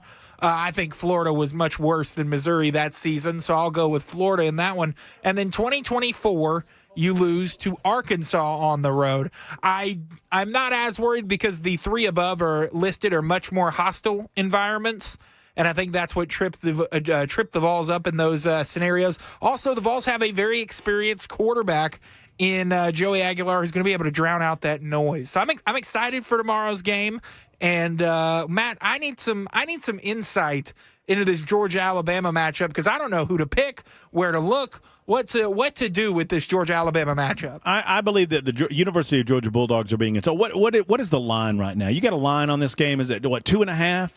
I mean, it's basically a pick 'em with the giving Georgia a little bit of a home field advantage, which I think is a horrible insult to the University of Georgia Bulldogs. I mean, we've been into the hostile confines of Neyland Stadium, Jackson. We have faced that fire. We stared defeat in the face. Probably should have lost the game, sure, but we took on a great Tennessee team in their place and came out with a victory. You were right on, 2.5. Who's Alabama won? Who's Alabama beaten? They beat Wisconsin. Okay. Pretty handedly. Okay. I'm with you. I need to see it from this Alabama team against an elite opponent. I believe Georgia to be an elite opponent. And I think the Bulldogs have this one by at least a touchdown. I feel good about it. I've put money on it. That's all I can tell you. So, I mean, if I put my money where my mouth is, then there you go. But you never know. Now, there are some that suggest, because I could give you some stats on this, there are some that would suggest that Alabama has Kirby Smart's number. Now, Nick Saban did not lose very often to his protégés. I want to say there was – Never lost to Pruitt, that's for sure. Well, I mean, no, of course not. I don't. And Kirby was 1-5 against Nick Saban. Josh Heupel has a better record against Nick Saban than Kirby Smart. Yeah, I mean, so the question then is, right, is Kirby Smart Saban bit or is he Bama bit? And last year. Well, I mean, I understand that, but they got up. I mean, the nature of that game, it was a fluky first quarter. They got up by 28 points, I want to say. It was 30. I remember watching that game. It was very interesting. It was vicious at the beginning of the game. The first 20 minutes, everything went Bama's way. Nothing went Georgia's way. Georgia clawed back and was actually leading that football game with 3 minutes to go.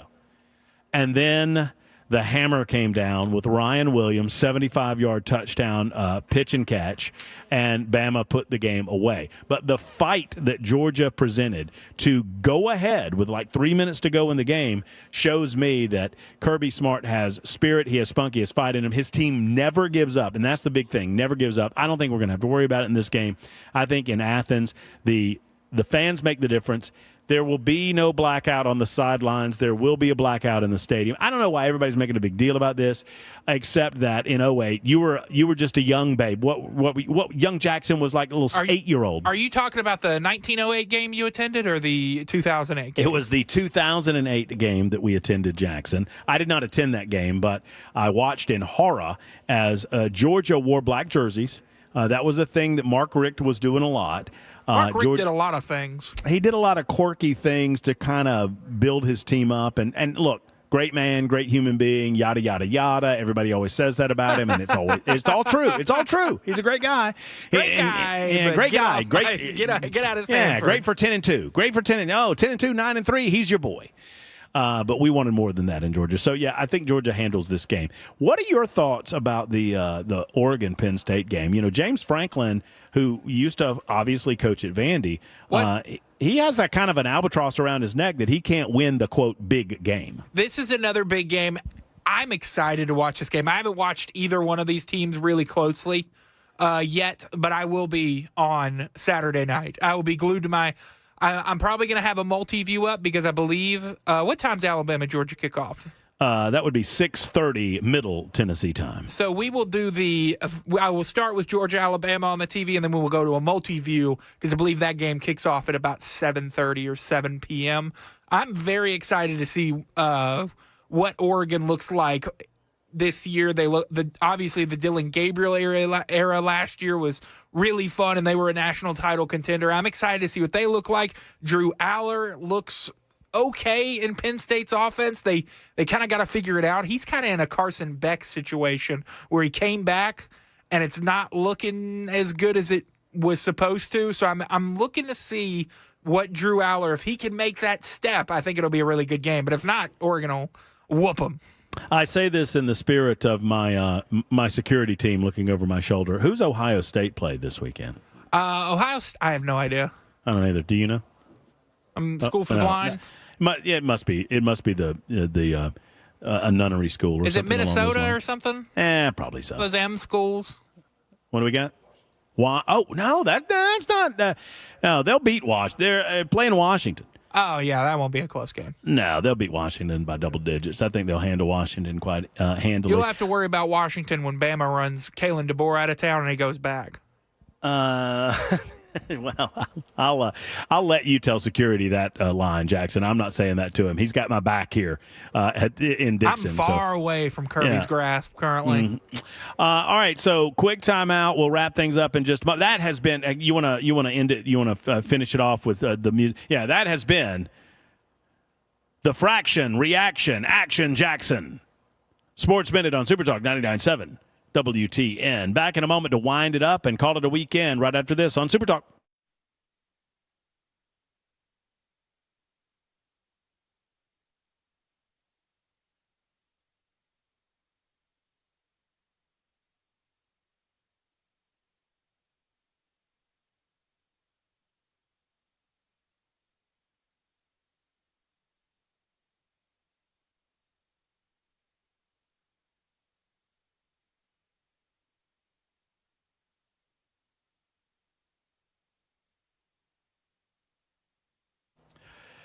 USS, it stands for United Structural Systems, and they simply are the best when it comes to helping you make sure that the foundation of your home is secure. That's what it's all about, right?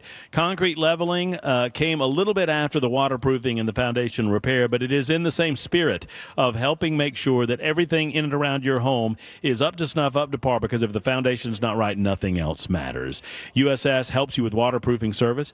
They can assist you in basement and crawl space waterproofing. They can also take care of any and all foundation repair needs you have. But you have to take the first step.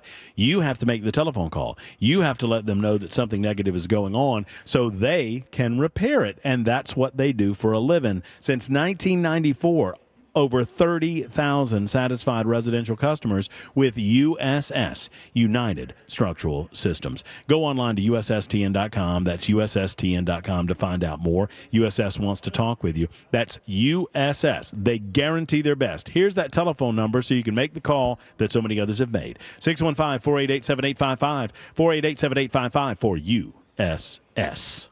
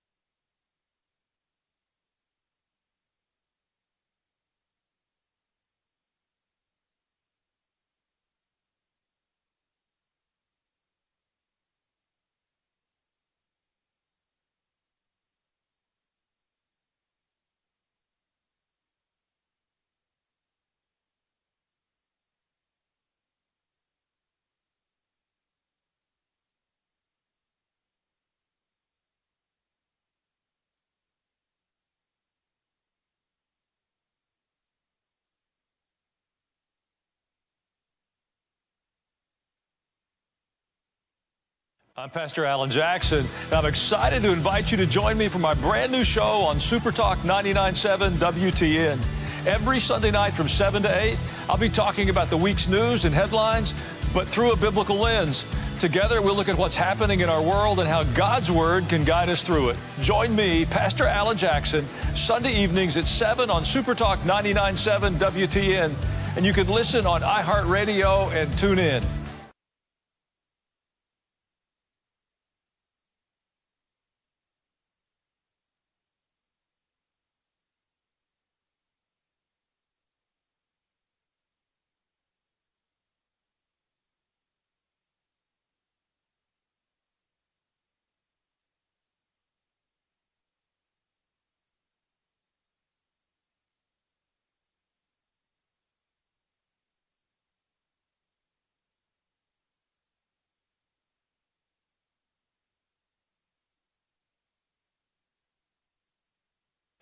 All right, we're winding it down from Graystone Country Club in Dixon. Thank you so much for being here. Thanks to Kylan. Thanks to CJ. Thanks for everybody on site, including Kirby. We'll see you on Monday. Until then, hope your team wins unless your team is Bama. So long, everybody.